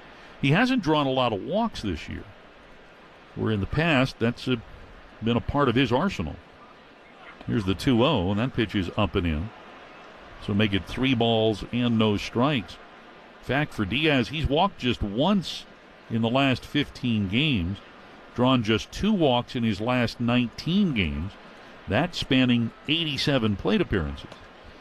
And this pitch comes in high, and as we talk about him not walking much, he walks on 4 pitches here. And that loads the bases. All 3 Tampa Bay men on base getting on via the walk. So that's 3 walks in the inning, 5 walks on the night. And we'll get a time here as acting pitching coach Dave Bush comes out to try to get Lorenzen back on track. Lorenzen's not giving up hits, and that's what's allowing him to overcome the walks. But, it's just so interesting and why you can't, guarantee performance. When the Rangers signed Lorenzen, one of the common refrains was, well, this is a guy who just doesn't walk anyone, and he gets a lot of weak contact. That's how he overcomes not striking many guys out. Well, this year, Lorenzen is striking out batters at around the same rate, but he's given up way more in the walk department, but he's given up way less in the hit department. So he's become tougher to hit, but he's also not throwing as many strikes. So now he faces a bases-loaded situation with Brandon Lau as the batter. And Lau swings and fouls one straight back, strike one. Lau, an automatic double his last time up, the only hit so far for Tampa Bay. He also drew a walk in the first, so he's been on base twice. Rangers play him to pull in the infield. It's a 3-0 Texas lead as the Rays bat here in the fifth. Here comes the 0-1. And that pitch over the plate but high. So make it 1 ball and 1 strike. And as Jared mentioned earlier, Lau's been on a home run tear. 3 home runs for him in his last 4 games. 7 home runs and 17 RBIs in his last 20. The 1-1. Swing and a foul tip caught by Jonah. That changeup was almost middle. But Lorenzen gets the swing and miss, and the count now 1-2. And Lau coming off of a 4-for-12 series in Kansas City, in which he had a double and 2 home runs and a couple of walks. Bases loaded, 2 men out. Lorenzen kicks and fires. And that pitch is high. He missed with a fastball. 2 balls and 2 strikes the count. Palacios now at third. Rortvedt is at second. Diaz is at first. The outfield fan the other way. Again, the infield playing Lau to pull. Here's the 2-2. Swing and a ball that's bounced foul over in front of the Rangers dugout. So we stay at 2 balls and 2 strikes. Well, Lorenzen came into this inning having thrown 63 pitches. He's up to 87 for the night. Pitch number 88 on deck here. And here it comes. Swing and a foul.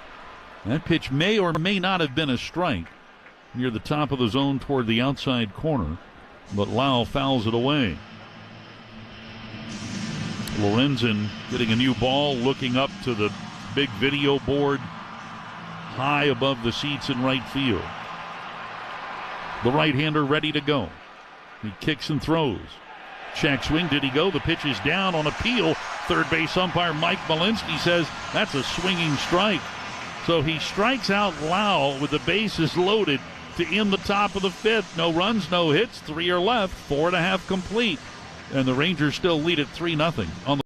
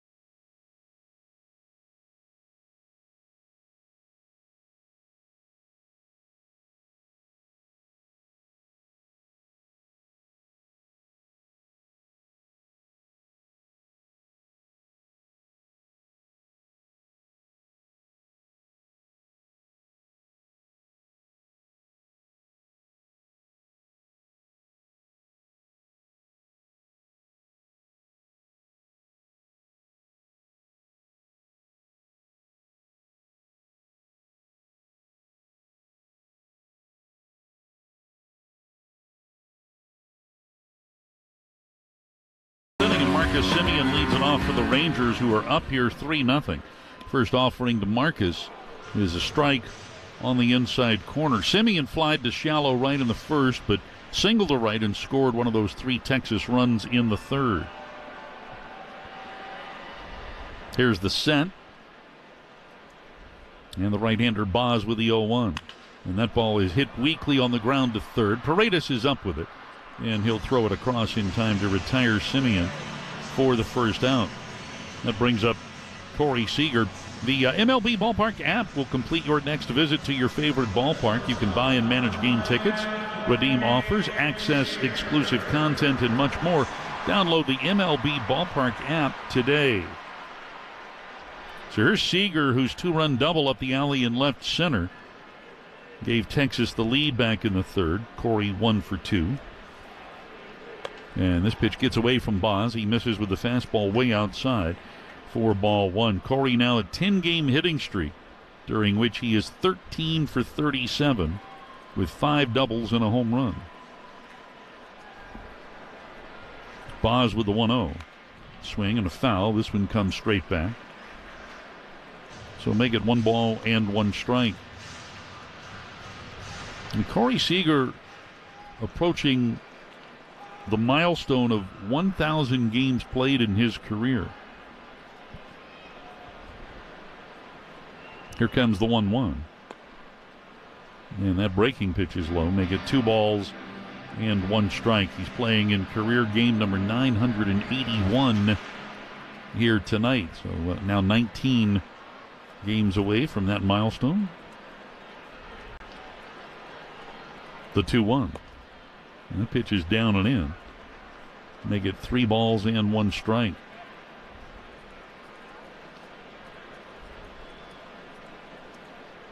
Boz letting the pitch clock get under 5. Lets it get down to 2. As this pitch comes in a little high and outside, and he loses him. So Seager draws the walk. And that will bring Nathaniel Lowe to the plate. Rangers looking to add to this 3-0 advantage. Reminder, tomorrow's game 2 of the series will be a mid-afternoon game. Andrew Heaney on the bump tomorrow for Texas. Taj Bradley going for Tampa Bay. We get started at 3:05 tomorrow afternoon. Now Boz disengages and looks Corey back to first. Lowe 1 for 2, an RBI single up the middle his last time up. And this first pitch, a check swing and a late strike call here from David Arrieta. Yesterday, Nathaniel 0 for 3, which snapped that 4-game multi-hit streak. The 0-1, that's outside, 1 ball, 1 strike, but Lowe drew a walk in the 6th inning of yesterday's game, so he's reached base safely now with his RBI single tonight in 6 straight. He's 10 for his last 22. Boz with the 1-1. Swing and a ball lifted high into the air, but this one going well out of play on the third base side. So make it 1 ball and 2 strikes here to Lowe. Nathaniel hitting .347 over his last 13 games with 4 home runs and 12 runs batted in.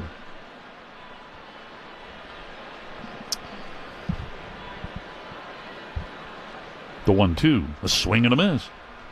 Fastball takes care of Lowe. That's the second out here in the bottom of the 5th. Matt, Jose Leclerc is throwing in the Rangers bullpen, even though Michael Lorenzen has yet to allow a run through his 5 innings. The walk totals have pushed his pitch count up to 90, and while Lorenzen is oftentimes found pitching in the 6th inning, will be interesting to see whether or not he gets that chance or if it's going to be Jose to begin the frame. Yep, heart of the order due up for Tampa Bay in the 6th as Adolis Garcia stands in here. And a swing and a miss on a first pitch slider from Boz for strike 1. Hey, when flavor is what you're after, Rangers fans turn to the original Louisiana brand hot sauce. The official hot sauce of the Texas Rangers, the original Louisiana brand hot sauce. Bring the heat. Here's the 0-1, a swing and a miss. And Adolis chased a slider that was well off the plate, something that here in the last couple of weeks he has refrained from. We've seen far less chase from Garcia of late, one of the reasons why he's reached base safely in 14 straight.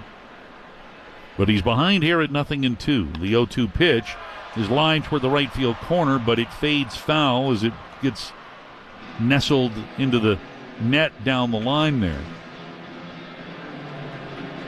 So the count remains no balls and 2 strikes. Yeah, during this 14-game on-base streak, Adolis is only hitting .250, but he's drawn 7 walks. He's been hit by a pitch once, has a .350 on-base percentage during the streak. Another 0-2 on the way, and this one bounces in. It hits off of Rortvedt. It hits off of Garcia. Holding at first is Seager, as the count is now 1 ball and 2 strikes. And in his career, Adolis has not hit particularly well against the Rays. 21 prior meetings with Tampa Bay, and Adolis hitting just .208. Now the 1-2. Swing and a ground ball foul of third. Not foul by much. It got by Paredes, but again, certainly a foul ball, and we'll keep it at 1 ball and 2 strikes. Adolis tonight has popped up to Rortvedt in foul ground, and his last time up he flied out to deep left. Ball that was in the air for a long time. Seager at first, 2 men out, Rangers leading 3-0. Boz comes home, and that one's way outside, and that bounced off of Rortvedt's mitt halfway up the first base line. Rortvedt chasing it down, Seager staying put at first, and the count 2 balls and 2 strikes.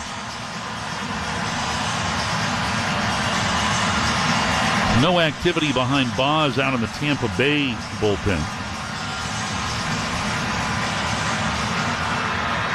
Boz just now getting that right foot planted on the rubber, the heel of his right foot and on the first base edge.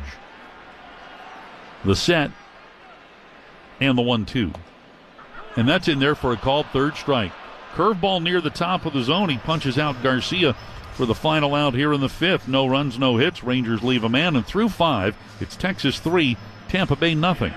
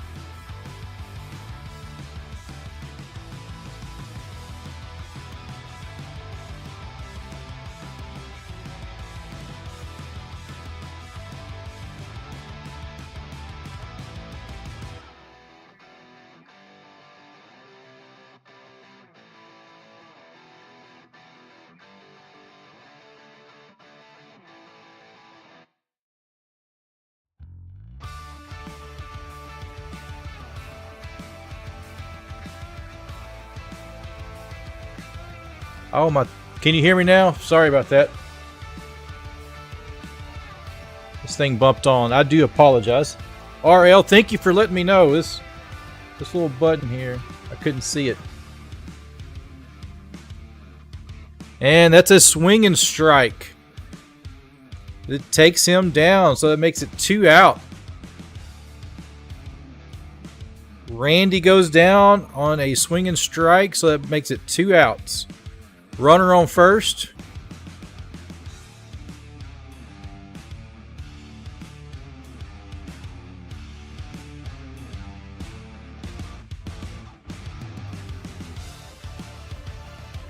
And the runner goes, low goes, and he is in there safe with his stolen base. So he gets in there just ahead of the tag. So we got a runner at second, 2 out.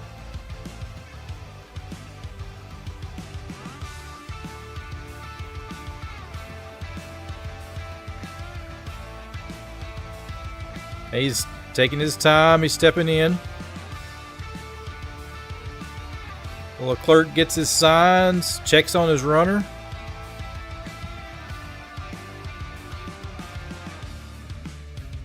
Pitcher steps off.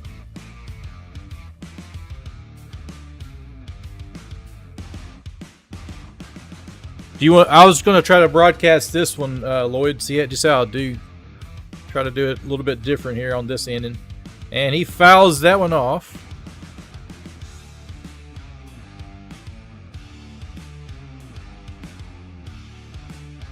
I'll turn it back on the radio broadcast in the next inning here. And he fouls that one off. So it's 2 outs, a 1-1 count now.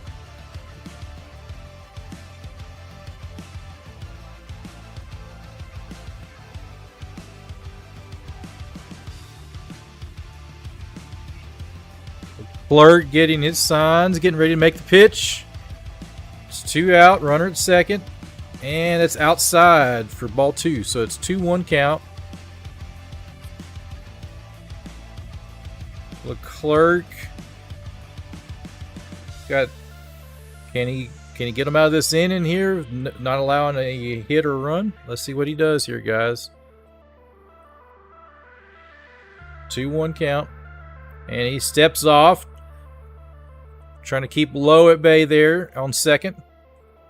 Not let him get into get to third, get 90 feet closer to home. And here's a pitch. It's inside for ball 3. 3-1 count.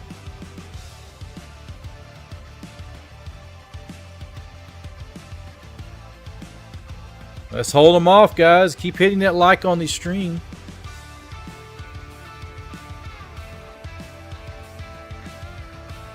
(3-1) count. And it's inside for ball 4. And he walks him. Leclerc walks him. So we got a 2-out walk. So we got runners at first and second. So we got a force at either bag. Second, basically any bag. There's a force at any bag. Not a bad idea, bad move. So, yeah, Lloyd, can you hear me okay? I'm going to do the play-by-play on this inning just to test it out, see how I can do it, because it's different doing it with, there's a mound visit right now. I'm doing it this way to test it out in case I can't get radio, so I could at least bring you guys live play-by-play. So, yeah, I love baseball. I can do the play-by-play sometimes just as good as the announcers do. Try to keep you guys more informed. But we're doing it with a 3D graphic of the game, not the real TV footage, because we can't get the TV footage. Cannot get it. Even if MLB TV, I'm in the area, I can't watch the game. This is the only way I can watch it, unfortunately. Siri, the center fielder, is in. It's 2 outs. Leclerc, there is action in the Rangers bullpen, and he has a swinging strike down low. Strike 1.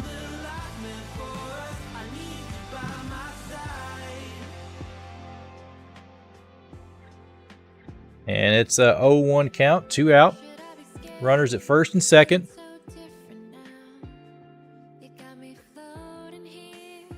And here's the pitch, and he's swinging. It's 0-2. He got him on a swing and strike, a slider, 82-mile-an-hour slider on the outside corner. That was out of the strike zone. Got him to chase it.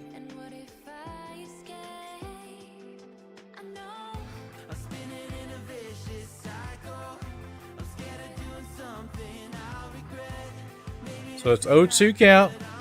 2 out, runners at first and second.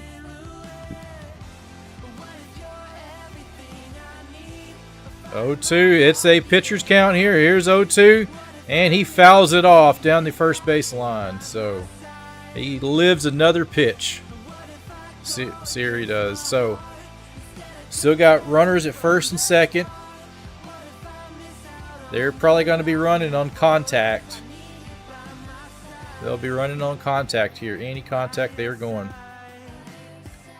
Leclerc is getting his sign. And here is the 0-2 pitch. Gets him swinging. Strike 3 in the inning, guys. Stranded 2 runs. Not bad there for the Rangers, pulling it through there, Leclerc. So we're going into the bottom of the 6th inning here. So they live by and get through that one there. So coming up for the Rangers, we have Langford, Heim, and Tavares is coming up for the Texas Rangers in the bottom of the 6th. So Heim and Tavares are both 1 for 2 tonight, and Langford is 0 for 2 tonight. So they're struggling a little bit. But hey, we get some hits. Got 3 runs in the 3rd inning. So let's see if they can add some more insurance runs in this inning here, bottom of the 6th. So if you're new here, guys, I'm covering play-by-play. I'm going to turn off the radio. One thing that drives me crazy about it, watching it this way, is it's a delay. I can't do anything to speed it up, so it's like a good 20, maybe 30-second delay from what's actually happening on screen to what you hear. So stuff happens, and then you hear it later. But I'll turn it back on if you guys prefer that. Let me know in chat what you prefer. If you prefer me or the live radio broadcast. There's going to be some games I want to do where I may not be able to get a radio broadcast, and I will just get in and cover the play-by-play. So I appreciate you guys being in here tonight. It's a rainy time here in Texas, for Northeast Texas. So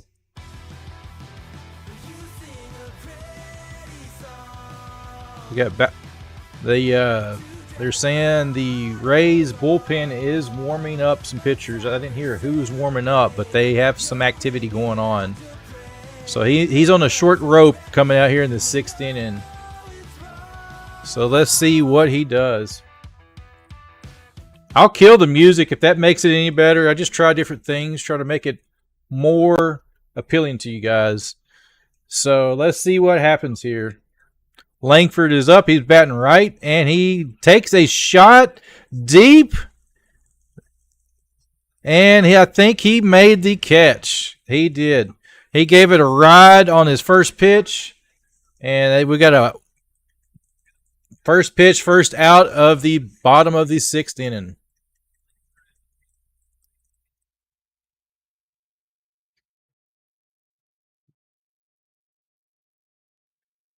Here we got Heim is stepping in. He's batting left.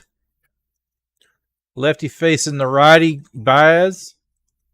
And it is a little high. He wanted it, but did he go? He did not go, so it's ball 1. 1-0 count to Heim. He steps in looking for his pitch. Baez is winding up, and here's a pitch, and it is down low in the dirt. It was a changeup. 87-mile-an-hour changeup in the dirt, so it's a 2-0 count to Heim. He is 1 for 2 tonight. Heim is a catcher for the Rangers. 2-0. Baez is winding up. Here is the pitch, and it is up high. 3-0 to Heim. I think Heim may get a swing. He may be on a green light if it's a strike. Baez is going to try to come back in. Let's see what he does here. Here's a pitch, and it is sent high fly ball to right. Whenever it refreshes here, and it looks like it is caught. That thing went through the roof according to this graphic here, the 3D. So that makes it a 2 outs. It was hit 296 feet is the stat I'm getting. Hit 296 feet to right. Here comes Tavares up. He bats left, center fielder. Steps in. Baez is getting his signs, and here comes a pitch, and it's outside corner for a strike one. He wanted to swing, but he could not swing. So it makes it 0-1 count to Tavares. Let's see what he does here. He's winding up. Here comes Baez on the pitch. Down low. Good eye, ball one. So 1-0 count. That was a changeup in the dirt, basically.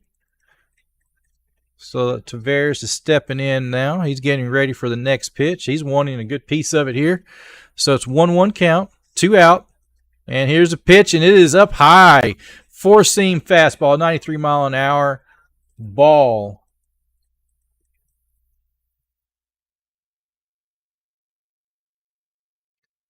There we go. 2-1 count to Tavares. Baez is getting his sign. He's getting ready to make the pitch, and here is the pitch. And he pops that one up sky high. Let's see where it drops at. It's going to be out at the shortstop. So it's going to be 3 outs for the Rangers to end the bottom of the 6th. And that will take us into the 7th inning, guys. No runs there. So RL, you says you like we like both your commentary and the live commentary. Good. Absolutely, my friend. I'm glad to hear that. Try to do something different, but I'll kick it back into the radio broadcast. I just wanted to test it because there's going to be a lot of games I want to do, and I think this is going to be a good way to do it. I can do the play-by-play myself just as good as some of these radio guys. And I can't get a lot of the radio broadcast, unfortunately. All this TV footage. I'm thinking about subscribing to MLB TV, so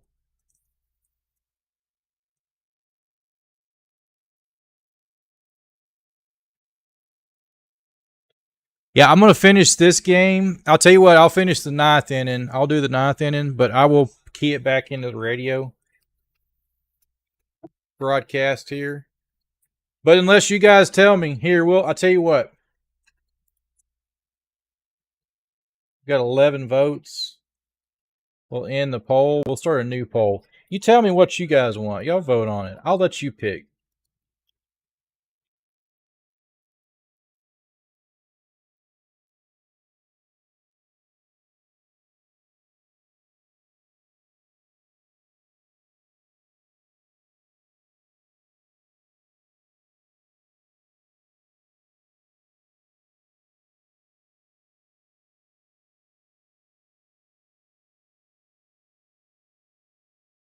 There we go. Start a poll. You guys let me know in that poll. Vote in the poll what you guys want. Whatever you want. It is 30. Yeah, it's been like that ever since I've started doing this on football and everything. There is like a good 30-second delay.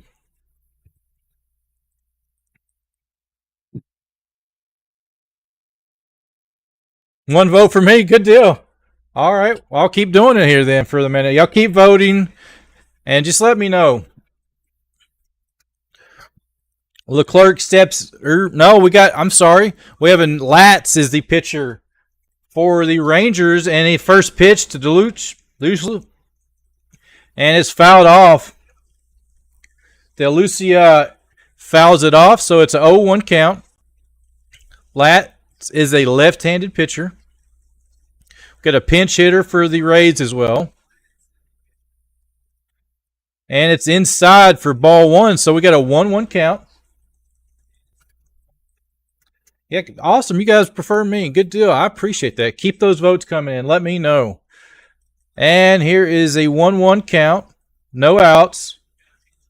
Pitch is high, so it's for ball two. So it's top of the 7th. It's 0-3. 0-3. Rangers are up. Latz is looking in, and here is the pitch. It's inside for ball 3. That was a little bit high, so can he come back here? And he's come back and get a strike here, Latz does. He's getting his signs, getting ready to make his pitch. And that's high for ball 4. And he walks him, his first batter. That you are right, RL. That's kind of why I don't do it, is because I subscribe. I can't watch them. It's kind of frustrating. We're in that sticky situation where there's no way around it, unfortunately. So, all right, here comes Walls up, is the batter, and he takes a ball high. So for ball 1, 1-0 count. So, yeah, it's terrible for baseball and sports in general to watch it right now. We're at a bad time. Here's a 1-0, and that is in there for a strike 1. 1-1 count. Runner at first. No outs. Top of the 7th. Latz is a lefty for the Rangers that came in.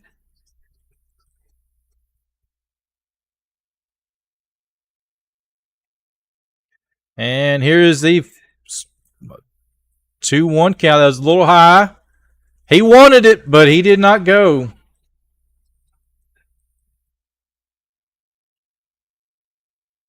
Walls steps in. You got a runner at first.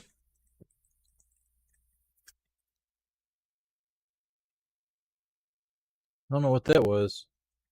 And it's in there. That was low, and they did call it a strike. That was on the bottom of the plate there, so it makes it 2-2 count to Walls, the shortstop for the Rays. He is currently 0 for 2 tonight. Runner at first, no outs. Latz lefty looks at the runner, and here comes a pitch, and it's on the outside corner for ball 3. He wanted some of that one. That was close.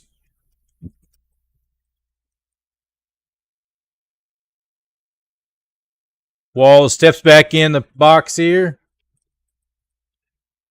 Latz is getting his signs, checking the runner, and he makes a pickoff. You could tell he wanted to go, but he made a pickoff attempt to keep him on first.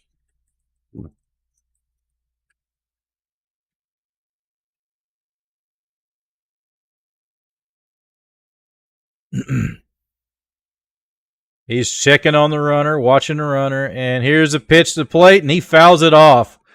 So full count, 3-2 count. Walls is stepping out of the box, readjusting his gloves there. 50-50, so you guys 50-50 on me and the radio. Okay. After this top, we'll pull it back. I understand. And here's a pitch, and he fouls that one off. He stays alive. Stays alive.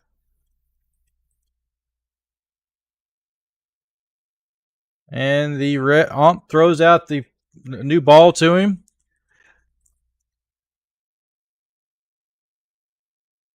Rays only have 2 hits tonight. Rangers have 7 hits. I got that above me up here. So we got a full count, no outs, runner at first. Ump is cleaning off the plate. Yeah, somebody's popping fireworks around my house here. I keep hearing them popping, so the Mac may or may not pick that up.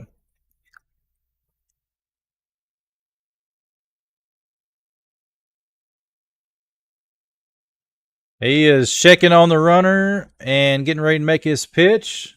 Let's see what Latz does here. And here is the pitch, and it is high for ball 4, and he walks him. Gives a walk. No outs, runners at first and second, and Heim is going to call time and go out and talk to Latz here. He's in a little bit of a pickle right now, starting off this top of the 7th inning. So he was all over the plate there. He's missing the plate quite a bit, so he's in a little bit of trouble. He's got to settle him down You can see on the pitch the track a while ago how he was all around the plate.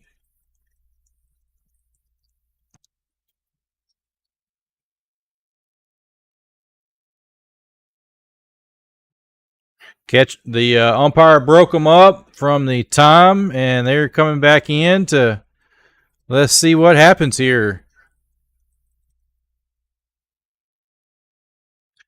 Diaz is a batter now.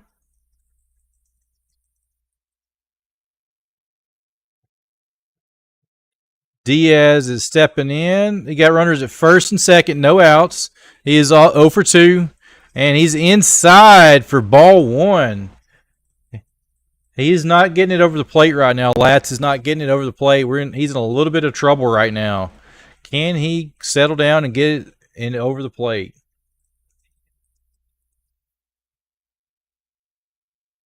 And here's a pitch. It is down there for a strike on the lower corner of the plate. So it's 1-1 count to Diaz, the first baseman. He is 0 for 2 tonight. They got runners in scoring position, no outs. What is Diaz going to do here? Latz is looking, and it is down low for ball 2. That was a changeup at 88 mile an hour, down low and inside on the plate there.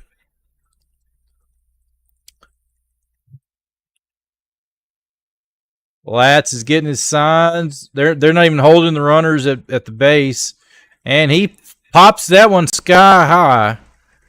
That should be a caught. That is caught by the first baseman Lowe. We got 1 out now. That was the infield pop-up. 1 down. Runners at first and second. Can we ground into a double play? What will they do here? I'm not sure on Latz's command. He's missing the plate.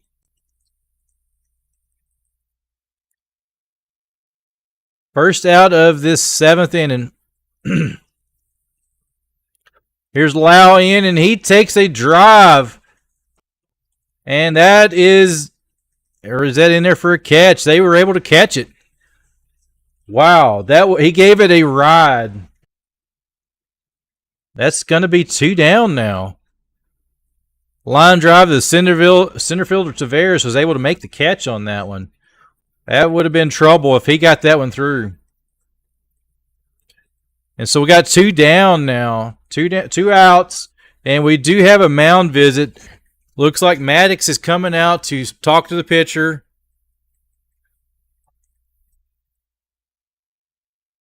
That's huge second out here, guys.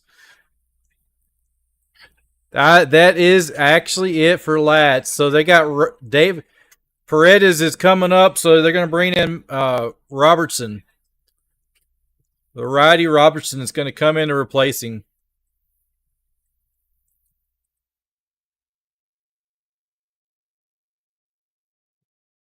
Wow. That's close, guys. So they're making the pitching substitution right now. Top of the 7th. It's crucial. They got 2 runs on base. You know, the Rangers, they got all 3 of their runs with 2 outs. So it's not over till it's over. You know, just saying.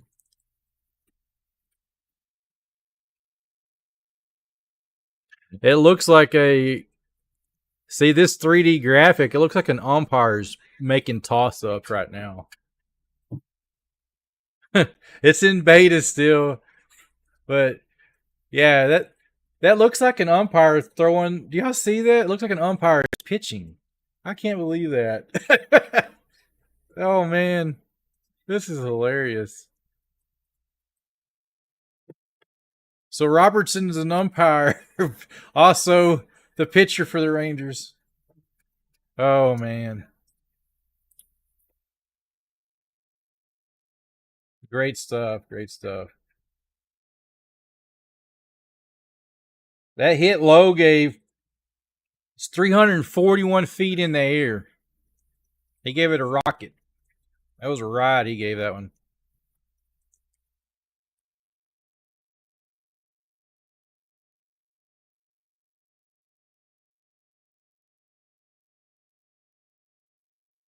Here in the top of the 7th, the Rangers are leading 3-0. 2 runners on for the Rays, and Isaac Paredes coming to the plate. Hey, Rangers fans, just a reminder, more.com/specials. And why not buy games against some big-time opponents like the Orioles and the Yankees, the Astros, the Mariners? Those teams all coming to Globe Life here in the second half of the season. First pitch to Paredes is a breaking ball that misses low and away from Robertson, who is making his 34th appearance. Opposing hitters batting just 190 against Robertson. Right, y'all were 50-50 on the pole. That's why we dropped it here. He works on the third base side of the rubber. Glove just under the chin as he kicks and fires home. Not bad. And he pumps a fastball over the inner half of the plate for a strike, and the count's 1-1. Robertson primarily throws a cut fastball and a knuckle curve. Those 2 pitches have served him well over the course of his lengthy career. 1-1. Pitch, swinging a foul back. And the count's 1-2. He went back to the cutter against Paredes, who's 0 for 3 tonight. That sounds like it's right behind my house.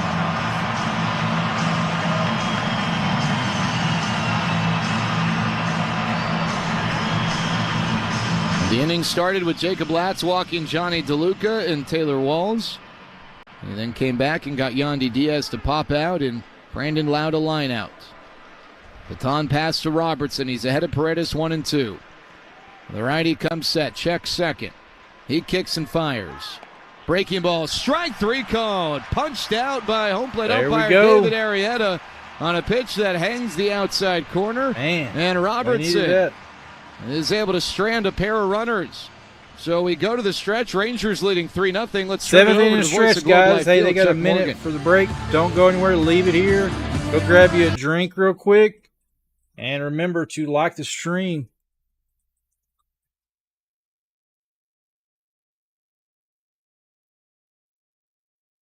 We're going to sing God Bless America right now. Where did my page go?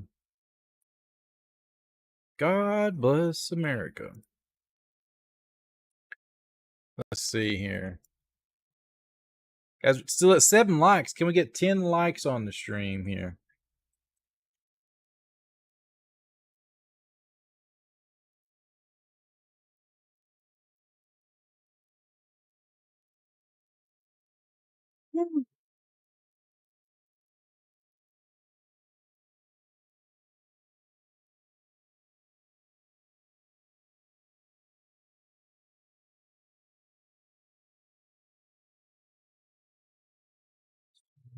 Feed home. There we go, guys.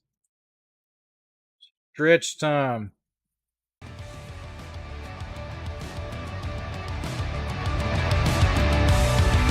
Hey guys, this is KimbroNator here. We're at 7th inning stretch. So we had 7 likes. We're back to 7 now. If you have not already, if you hit the like button on the stream, you only have to hit it 1 time. I really appreciate you hitting that like button. If you hit it the second time, it takes it away. So yeah, let's try to get 10 likes on the stream. And be sure to share this with your friends, family, anybody that's into sports. It's really tough to watch sports right now. I have a hard time. I can't watch any Rangers games. I don't have any really way to get it. There's probably some TV service, but I'm already subscribed to multiple services right now. I'm not going to budget another one. We're spending too much on TV. So, but this is the way we can get it. Overlay with radio. My favorite way to watch baseball and football is to get a radio feed and overlay it on top of a live footage. So if you ever get a chance to do that, that's a fun way to watch it too. So I appreciate each and everybody coming in tonight. So not a bad little stream on a Friday night. It's after the holiday, so a lot of people have a lot of travel right now. Don't forget, we got NASCAR this weekend, guys, on Sunday.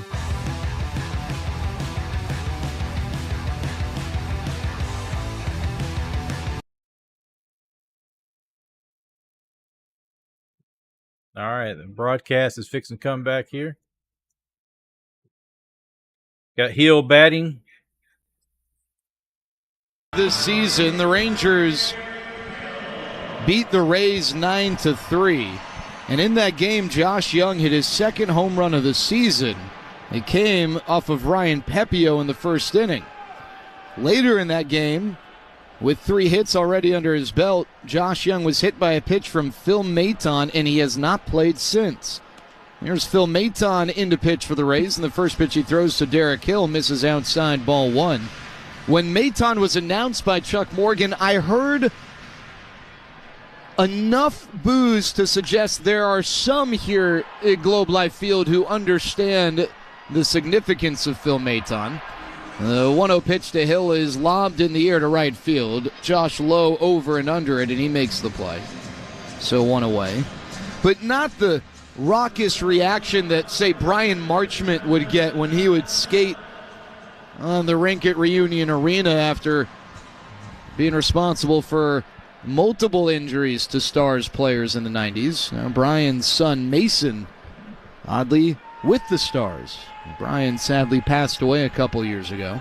Here's Ornelas, and the first pitch misses outside from the soft-tossing righty Maton, who is about as close to a finesse pitcher as you have these days. Comes in with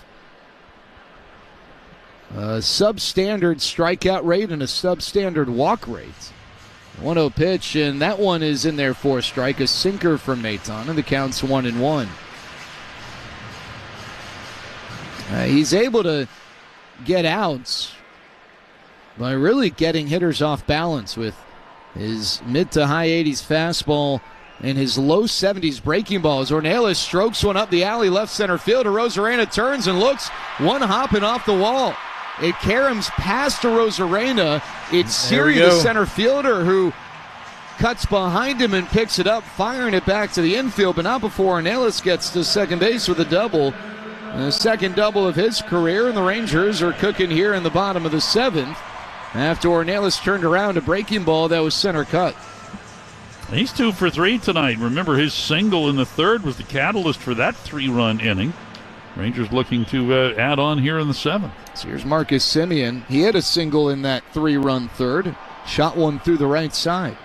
Marcus 1 for 3. First pitch, an swing that's fouled up the first base side. The Rangers fans, the 7-Eleven special is coming your way. 7-Eleven special. You can take advantage of it right now. Use offer code 7-Eleven and get $7 off upper reserve seats or $11 off outfield pavilion and upper box seats. Only valid for tickets for this Sunday's game. Rays and Rangers this Sunday. Again, offer code 7-Eleven.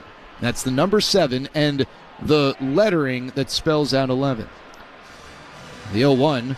Cutter up and in, check swing. Marcus didn't go around, and the count's 1-1. Ooh. No action in the Rangers bullpen, so David Robertson figures to come out and resume action against Lowe, Arozarena, and Palacios, due up for the Rays in the 8th. 1-1. And Marcus sends one foul out of play to the right. Robertson came on to face Paredes with 2 on and 2 out in the top of the 7th and struck out the third baseman looking to end the threat. Rangers would love to add some cushion here. They lead 3-0. Runner at second, one out. They want to add some cushion. 1-1. Breaking ball on the ground left side. Diving snag by the third baseman Paredes. He gets up, throws across. Just in time, the throw almost pulled Diaz off the base, but he was able to hold his foot on long enough.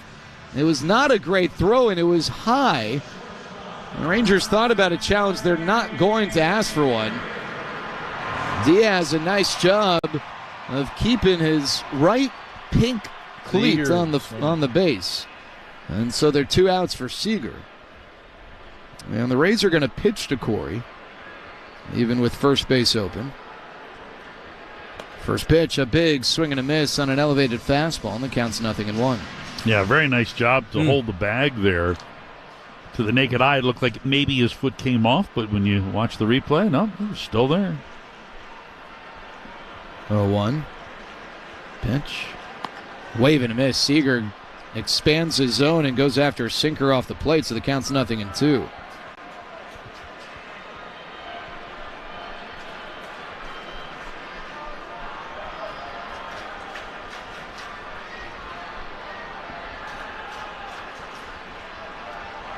0-2. That one is over but high, and the count is 1-2. A cutter from Maton. So he's gone with all of the hard stuff to Seager, at least hard relative to what Maton does. And Seager has crushed off-speed pitching. I mean, he's pretty much crushed everything the last few years, but especially off-speed stuff. There's a slow breaking ball that misses outside. Counts 2-2. Corey's double against Boz came on the breaking ball. It was a 2-run double that started the scoring back in the third. Rangers leading 3-0. 2-2. Pitch down and in. Corey starts his swing but holds up as he twists on his back foot. And the count's now gone from 0-2 to 3-2.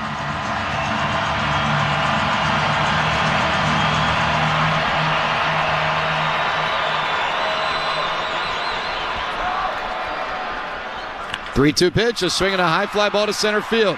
Siri back turned around. He faces home plate once again and goes to a knee and makes the catch. He almost twisted himself out of the play, but Siri able to recover and make the play to end the inning. So one out doubles left stranded. We go to the eighth. It's 3-0 Rangers on the Louisiana Hot Sauce Rangers Radio Network. Bum, bum, bum, bum, bum. Wow, guys, we are through 7 innings now, coming into the 8th inning. So it's the Rays have 2 chances left. Rangers didn't get any insurance runs, so we have Lowe coming up to lead it off. So we'll see what happens here. At the top of the 8th. The Rays are down to their final 6 outs is what they have left in this game. Can they come back on them? We will see. Woo. Quite a game, guys. Quite a game. Keep hitting that like button if you have not already on the stream. Those likes are free. Doesn't cost anything. It's the best way to support the stream. And it boosts this to more and more people.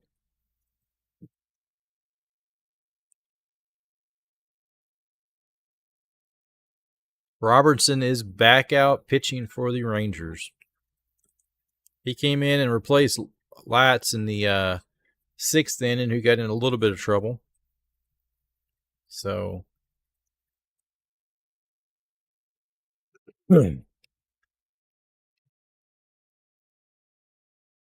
Lowe is leading it off here. I'm going to pull back the radio broadcast as soon as they come back here. I think they're getting close. There is we figured out there's about a 30-second delay.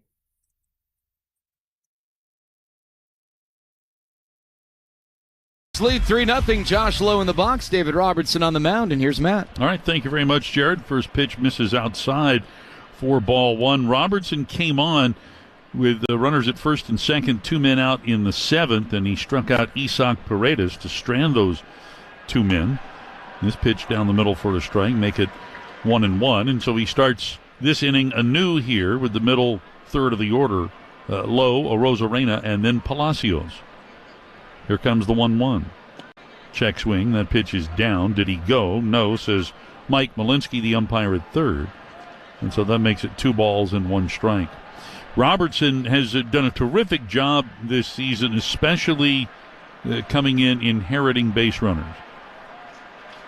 I'll give you the numbers here after the 2-1. And that pitch is way inside. Down and in, so 3-1 the count. In inheriting those 2 base runners in the 7th, Robertson has now inherited 23 base runners this year and has allowed only 3 to score. 3-1. Bouncing ball left side. Ornelas waits for it, has it, sets and throws, and Lowe is retired. Ornelas was stationed very smartly about midway between second and third to be able to make that play. So 1 down, and that brings up Randy Arozarena. So for Robertson, he has allowed only 13% of the runners he's inherited to score this year. The Rangers' average is at 34%, so he's way below the team average in allowing inherited runners. First pitch to Arozarena is in for a strike. Arozarena has twice flied out and struck out, 0 for 3 on the day. 3-0. The Rangers lead, all 3 runs coming across in the third. This pitch is outside. Make it 1 ball and 1 strike. Arozarena 2 for 2 lifetime against Robertson, plus a walk. Right-handed pitcher, right-handed batter. Here comes the 1-1. And that pitch down the middle for a strike. Make it 1-2. As horrible a season offensively as Arozarena has had, he actually comes in here hot. For the first time all year, a 6-game hitting streak, a 17-game on-base streak. The 1-2 fouled back into the screen. Think about how bad his season was prior to the 17-game on-base streak. During the 17-game streak, he's hitting .300 and reaching base at a .419 clip. Robertson tries again here at 1-2. And that one is served out into right center, and it falls for the base hit. He got a hold of a curve, shoots it the other way, so he extends those streaks. 7-game hitting streak now, an 18-game on-base streak, a 17-game road on-base streak, which equals his career best stretch of reaching safely on the road.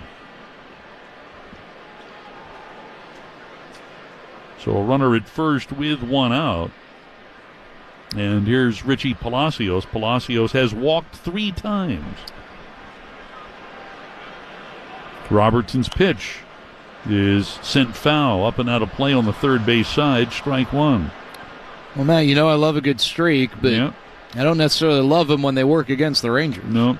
So I don't love Randy's streak. And at 1 for 4 tonight, raises his season's batting average. Here's the 0-1. And that ball is hit up the middle, but Seager is there, slips, falls, has the ball, flips it to Semien, and Marcus will hold on. As Semien caught that little flip from Seager, he turned to look at first, and Palacio was racing by the bag, so he just held on. But a nice play by Corey, because as he went down to get that ball, he actually slipped and fell, but still fielded it cleanly. Yeah, it wasn't like he fielded it and then slipped. You're right. He slipped before he got his glove on that, but was able to make the play. And in this situation, yeah, you'd love to, but an inability to make that play could open up a big inning for the Rays. And that's the last thing you need here. Yep, here's a throw over to first, and Palacios, who has 13 steals, dives back safely. Jose Siri, the batter now. So you've got 2 men out, a runner at first. 3-0, the Ranger lead remains. As Robertson sets high in the stretch here and comes home. And a swing and a miss by Siri for strike 1. Siri is hit into a double play, lined out to left and struck out, so he's 0 for 3. 3 runs on 8 hits for the Rangers, no runs, 3 hits for the Rays. We're playing in the top half of the 8th. Testing. The 0-1. That pitch is high. 1 Looks like ball, I'm back 1 now. strike to count. Rangers baseball brought to you by Globe Life.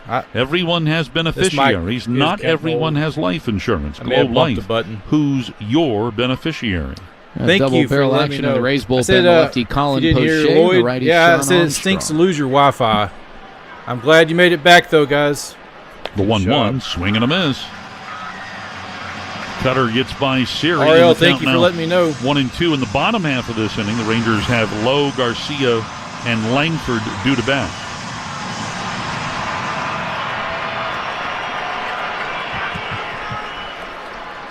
One ball, 2 strikes the count. Robertson's pitch. Swing and a miss, and the ball kicks far away from Jonah. He slides to the ball, throws to first. Lowe has to field it on 1 hop on the infield turf. Safe at first is Siri after striking out as that ball kicked off the dirt circle about halfway to the Tampa Bay dugout. That's some bad luck there for Robertson, and bad luck for Jonah as well.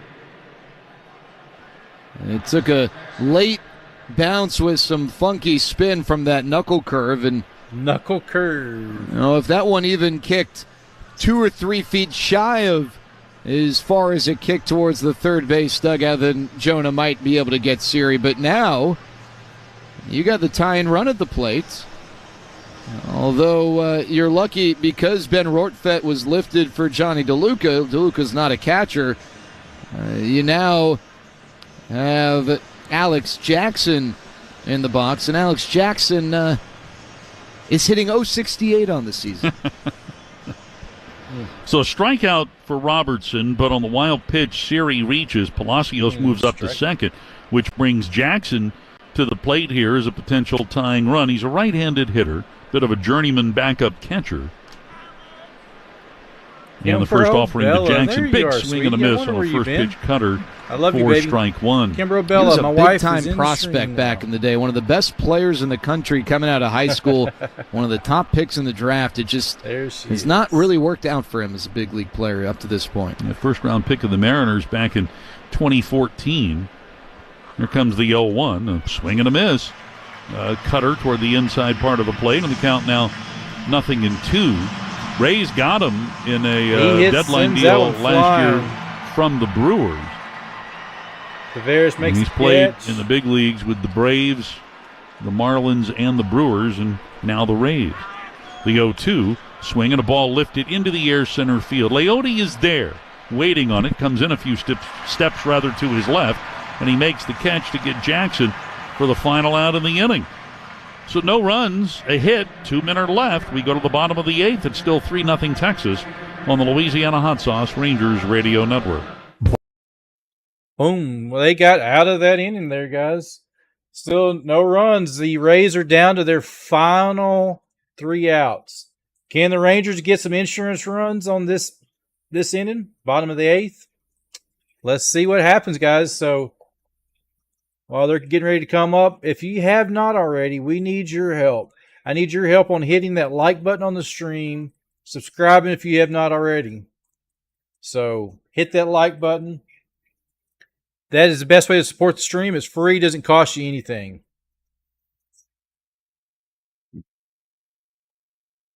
So this is Rangers, they really need this win. They're 2-8 of their last 10 games.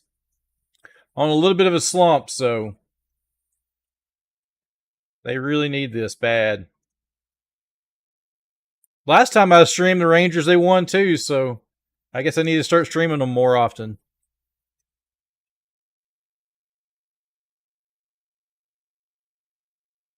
We got the All-Star game is actually in this stadium at Globe Life Field.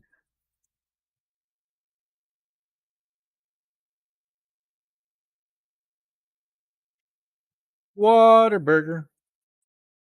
We got a Whataburger commercial going on right now. So looks like the Rays have a new pitcher. Matten is coming in for the Rays.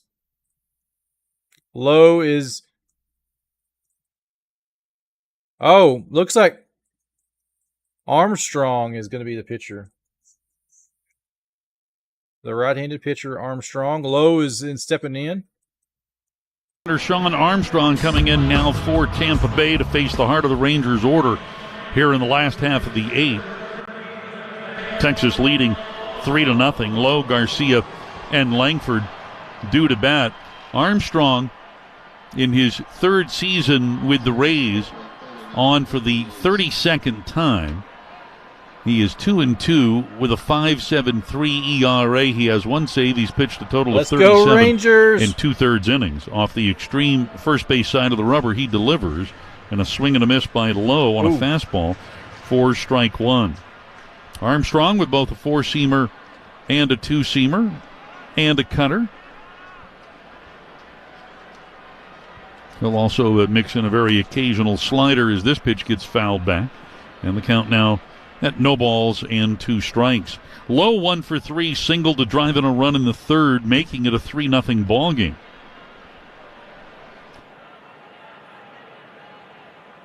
Rangers got 3 runs on 5 hits in the 3rd off of Boz. And here's a swing and a miss at an elevated cutter.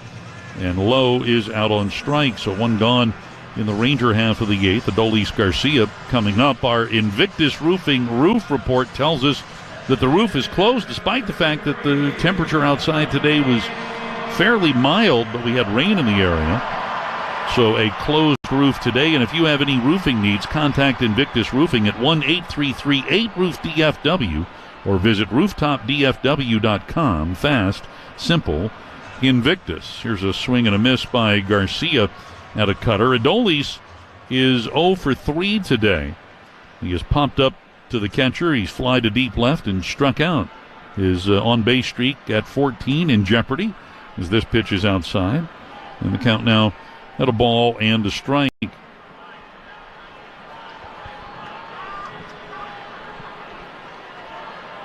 The set by Armstrong and the 1-1, that pitch way outside. So make it 2 balls and a strike, as you would imagine. Kirby Yates warming up in the Ranger bullpen. He has had a stellar 2024 season. The 2-1, check swing, that pitch is outside. So Adolis up in the count here at 3 balls and a strike. Adolis 1 for 3. I was just thinking the same thing. Armstrong. I know there's still some votes going on.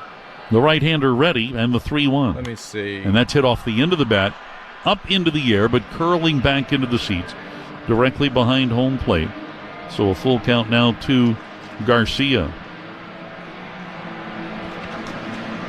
Palacios at second up the middle here. The first baseman Diaz about 30 feet off the line, and time requested by Adolis. He steps out. 1 foot out of the box, 1 foot still in. I just posted 2 hours ago. In between innings, I'll read it out. Now Adolis back in, turning his attention to Armstrong. The 3-2 is low and away, ball 4. So the on-base streak moves on to 15 as he reaches safely here with a walk in the bottom half of the 8th. Brings up Wyatt Langford. And Wyatt 0 for 3. Out his last time up on a leaping catch back into the wall out in left toward left center by Randy Arozarena. Armstrong delivers. And this pitch over the inside part of the plate for strike 1. Rangers baseball brought to you by the original Louisiana brand hot sauce. Bring the heat.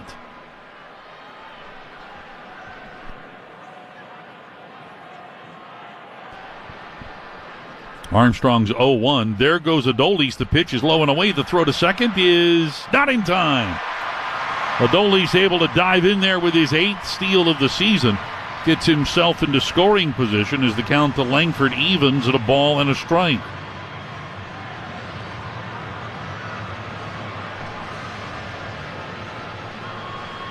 And it looks like the Rays are going to want this reviewed. Rightfully so. All right, Andy Fletcher saying that this is going to have a little look-see back in New York City. This official replay review brought to you by BioAdvance. BioAdvance provides advanced solutions for your lawn and garden. Get more from the blue bottle. Sorry, Matt. Yep. I forgot that you got to get more from the blue bottle. Yeah, you do. Speaking of blue, Adolis has a blue oven mitt on his left hand. And it looks like he maybe snuck that in there just in time. It's going to be tough to overturn it from the angles that we've seen, but it definitely is close. And to me, it falls in the category of this here for a second. So there's only 2 confirmed in the home run derby competition this year. They're still trying to figure out the rest of them, but the 2 confirmed is Gunnar Henderson and Alec Baum are the 2 confirmed players in the home run derby. Neither one of them have competed in a home run derby before, so it's their first time. But I would not be surprised if you have some other big names come in. I think Garcia needs to do it. I really think he's got to do it, especially since it's in his ballpark. You at least got to have a Ranger in there. Here from the faithful at Globe Life Field. Crowd in excess of 32,000. I tell you what, if the strings on the glove, if that counts, I believe we've had a play earlier this year where we learned that it did, then I think he's going to be out because I think the strings got him before the glove got him and before his left hand got onto the bag. It's just so tough to see. I think you're right. I think he's out. I just don't know if this is going to be overturned. Okay. If that makes sense. All right. Well, we've seen that before on more than one occasion. And they're having a long look at this. But I think I recall a review earlier this year where the strings of the glove came into play and counted as part of the glove. In other words, tag being applied, it doesn't have to be the body of the glove, it can be the strings on the glove. And maybe they're going back over that very thing right now in New York, because it looks like that's a part of the calculus here. And we still don't have word yet. This is one of the longer reviews that we've had all year. And here we go. After review, the call in the field is overturned. Runners out. Tampa Bay will retain their challenge. There you go. I'll be honest, I didn't see an angle that was conclusive. I agree. I do think he was probably out, but I feel like we've seen replay reviews that have been more conclusive that have not been overturned. And so I'm a little surprised it was overturned based on that precedent, but I guess at the end of the day, I do think the right call was probably made. All right, the next pitch to Langford is way outside. In fact, it gets by Jackson. And the count now at 2 balls and 1 strike. Yeah, I think the strings on Palacios' glove came into play there. Listen, if the oven mitt's going to count, then I guess it's fair that the strings count. Yeah. And the 2-1, cutter away, swing and a miss by Langford. And the count at 2 balls and 2 strikes. So the base is clear now with 2 men out. Rangers still leading 3-0. The 2-2 pitch. Swing and a hard hit ball left side and through. It split the very small difference between Paredes and Walls. Big turnaround first for Langford, but Arozarena gets it back into the infield, holding him to a single. You can't assume that Langford's just going to pull into first. How many singles has he stretched into a double already this year? And a ground ball through on the left side, and he was thinking about 2. Well, that's one thing that I hope we remember about Langford's cycle is that he got it in part because of his hitting, but also in part because of his speed. That would not have been a cycle for most players with the way that he's able to run compared to others. As Jonah swings and misses here, strike 1. Jonah 1 for 3, singled back in the 4th. With that hit, Langford extends his current hitting streak to 7 games, and that is a new season and career best for him. I would think so. So he's on board at first. Aaron, A turn, a throw over to first. Langford back to the bag, I don't know if he was in standing it last up. year or not, but he put on a pretty good show the last one he was in. Oh, that's going to drop. Rangers now with 9 hits tonight. 3 runs on 9 hits. Tampa Bay no runs on 3 hits. 0-1 the count to Heim, standing in on the left side. And the pitch. And he pokes it off the end of the bat into left field. It falls for the base knock. Arozarena, a long run. He's got it inside the line. Langford will pull into second, not wanting to risk the potential final out at third here with a 3-run lead in the 8th. So he just holds on as Heim serves one softly out into left field and is now 2 for 4 tonight. So runners at first and second with 2 men out. Now this is a for shot. Leody Taveras. Hey, want to remind you quickly, a limited amount of tickets for Saturday, Monday, and Tuesday All-Star events are still available by going to allstargame.com. As Leody swings and sends one high into the air, deep into center. Siri going back has it measured and makes the catch shy of the warning track to get Leody for the final out of the inning. So no runs, 2 hits, and 2 are left. We'll go to the 9th. It's Kirby Yates time. Rangers lead at 3-0 on the Louisiana Hot Sauce Rangers Radio Network. Let's see here. What a game, guys. So it's down to their final 3 outs here. Go the 9th, guys. This is their last shot. They're down 3 runs. Don't call it out yet. If you're a Rangers fan, it's not over. Anything can happen. Anything can happen. I've seen it crazier than this.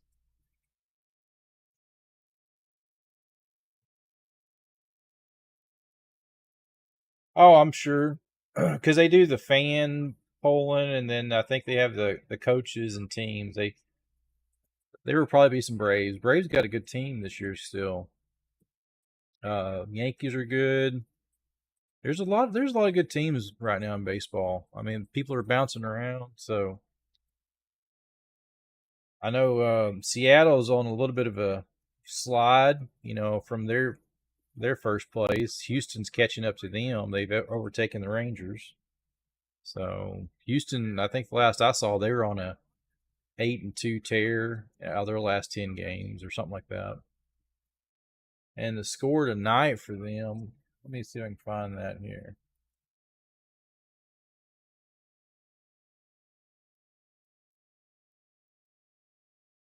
Astros are over the Twins 8-5.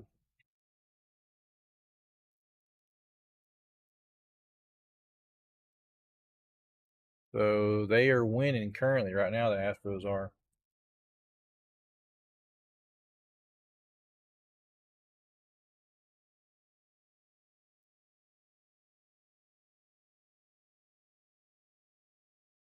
Getting ready to come back here.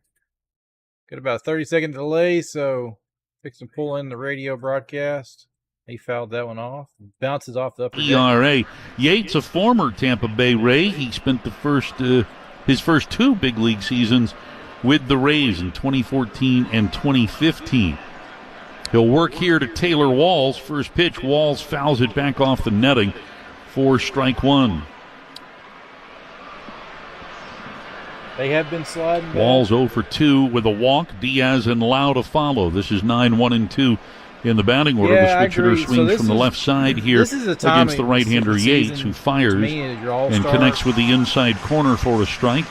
Make it 0-2. Going into the All-Star break, Kirby in 29 1/3 innings, just 13 hits allowed this year. He's walked 14 and fanned 41.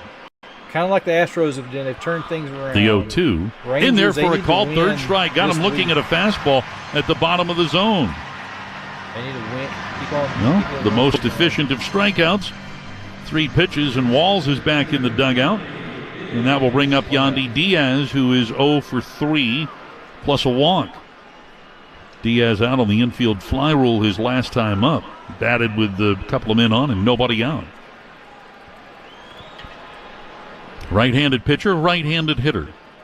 And the first offering is taken outside by Diaz here for ball 1.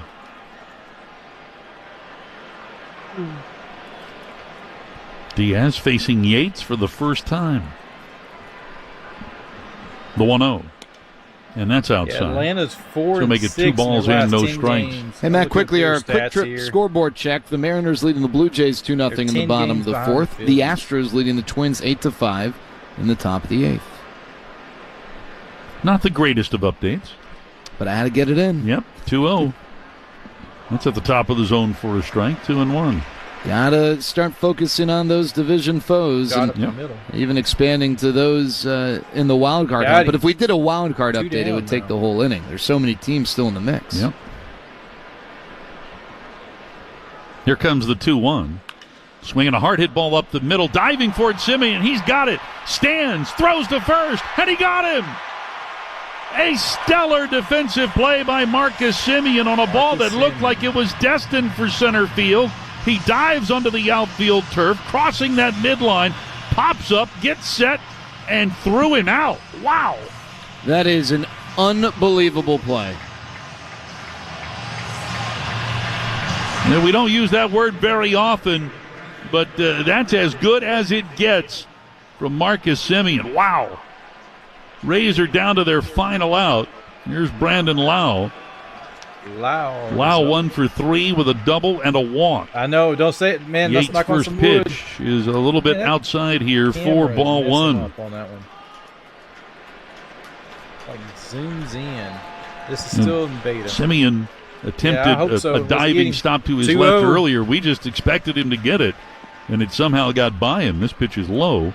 2 balls, no strikes to count. But as that ball was sizzling up the middle, I thought for sure base hit. Thank y'all for coming in. Yeah, me as well. And Marcus just made a fantastic play. They need to start covering more of their games. The last 2 out, nobody on. 2-0 the count to the left-handed hitting Brandon Lau. I got to cover more. And this pitch results in a swing and a miss, a fastball there. So make it 2 balls and 1 strike. 2 strikes, 1 more strike. Rangers playing Lau to pull in the infield. They're straight up in the outfield. Some fans starting to clap now. Here comes the 2-1. Swing and a foul straight back. 2-2 the count. Hey, Rangers fans, if the Rangers hit the Jack Pocket Hit It Here sign located in right field here in the ballpark, one lucky Rangers fan could win $100,000. Download the Jack Pocket Lottery app and enter the code Bullseye at checkout. I like 2 balls, 2 strikes the count. Can't watch the real game, but this is close enough. Kicks and delivers. And I can share it with Swinging you a little guys. nubber, rolling toward third base, and it turns foul before he gets to the bag. What a cue shot there off the bat of Lau. It was fair for about 75 feet, but then spun across the line into foul territory. Great job by Jonah Heim. Jonathan Ornelas maybe didn't need the assistance, but Jonah was Johnny on the spot, immediately waving foul, making sure that Ornelas wasn't overly aggressive in trying to make a play to end the game, but instead letting that one just continue to roll, knowing that even if it stays fair, you got no shot. So the count remains 2-2. Yates ready. He kicks and throws and bounces this one in. That hit right around the front edge of the plate. So the count moves now to 3 balls and 2 strikes. Isak Paredes on deck. Fouls that one off. He lives another bat there. Well, many now standing and clapping here as Yates tries again. This time the count full. Here's the pitch. Swing and a foul ball high into the air, going out of play down along the left field line. Well, the Rangers 1 out away from what would be their 9th shutout victory this season. They've been shut out 5 times, but they have shut out their opponents 8 times. Will it be number 9? Yates again at 3-2. A swing and another foul ball. That pitch was ball 4. It was inside, but Lau gets a piece of it to stay alive. There we Ranger go. pitchers, Lorenzen, Leclerc, Latz, Robertson, and now Yates have held the Rays to 3 hits tonight. 2 out, nobody 3 on. hits, Full man. count to Brandon Lau. Can't beat that. Yates ready. Here's the pitch. Swing and a miss. He struck him out. Kirby Yates fans 2, sets down all 3, and preserves the 9th shutout victory for the Rangers this season. The final score is 3-0. It is a happy house in Arlington. And we'll be back with your final. That is a ball game there, guys. What a game. Rangers in a do or die. They really needed to win this game tonight. This is crucial for them going in. Thank you, RL. Thank you, Larry. Or Lloyd. I'm sorry, Larry. Calling you Larry. I was thinking of another guy by the name of Larry I was talking to earlier. So, thank you guys so much. You guys rock and roll. Y'all stuck in the whole game tonight. Man. What a game. What a game. So, I'm going to try to do some other games coming up. I will not be streaming tomorrow, but I will be back Sunday. The game, or the, not the game, the race stream is up and ready. So as soon as I get out of church, get home, eat, I will be on here getting ready for the race this Sunday. I am not streaming tomorrow. I would like to, but I'm going to be driving to Dallas. Taking my daughter to get ready to fly out for her mission trip. I was going to drive her up Sunday morning, but we're going to actually drive her up the night before. So I won't be able to stream on tomorrow. I'm going to miss it. If I could, I would, guys, but I want to be there for my daughter. She's going to leave me for a week, go on a mission trip. I'm kind of nervous, so be in prayer for her. Guys, it's nerve-wracking as a parent, you know, sending your kid off to somewhere to, out of all places, New York City for a week for a mission trip. So, but anyway, guys, I appreciate each and every one of you guys being in here. Thank you guys. I love you guys, and be sure to tell somebody you love them. And we'll catch you guys later Sunday. Don't forget, hey, like that stream, turn on the notification bell when we go live for the NASCAR Cup Series on Sunday. Street race in Chicago. It's going to be a good one, guys. We'll see y'all later.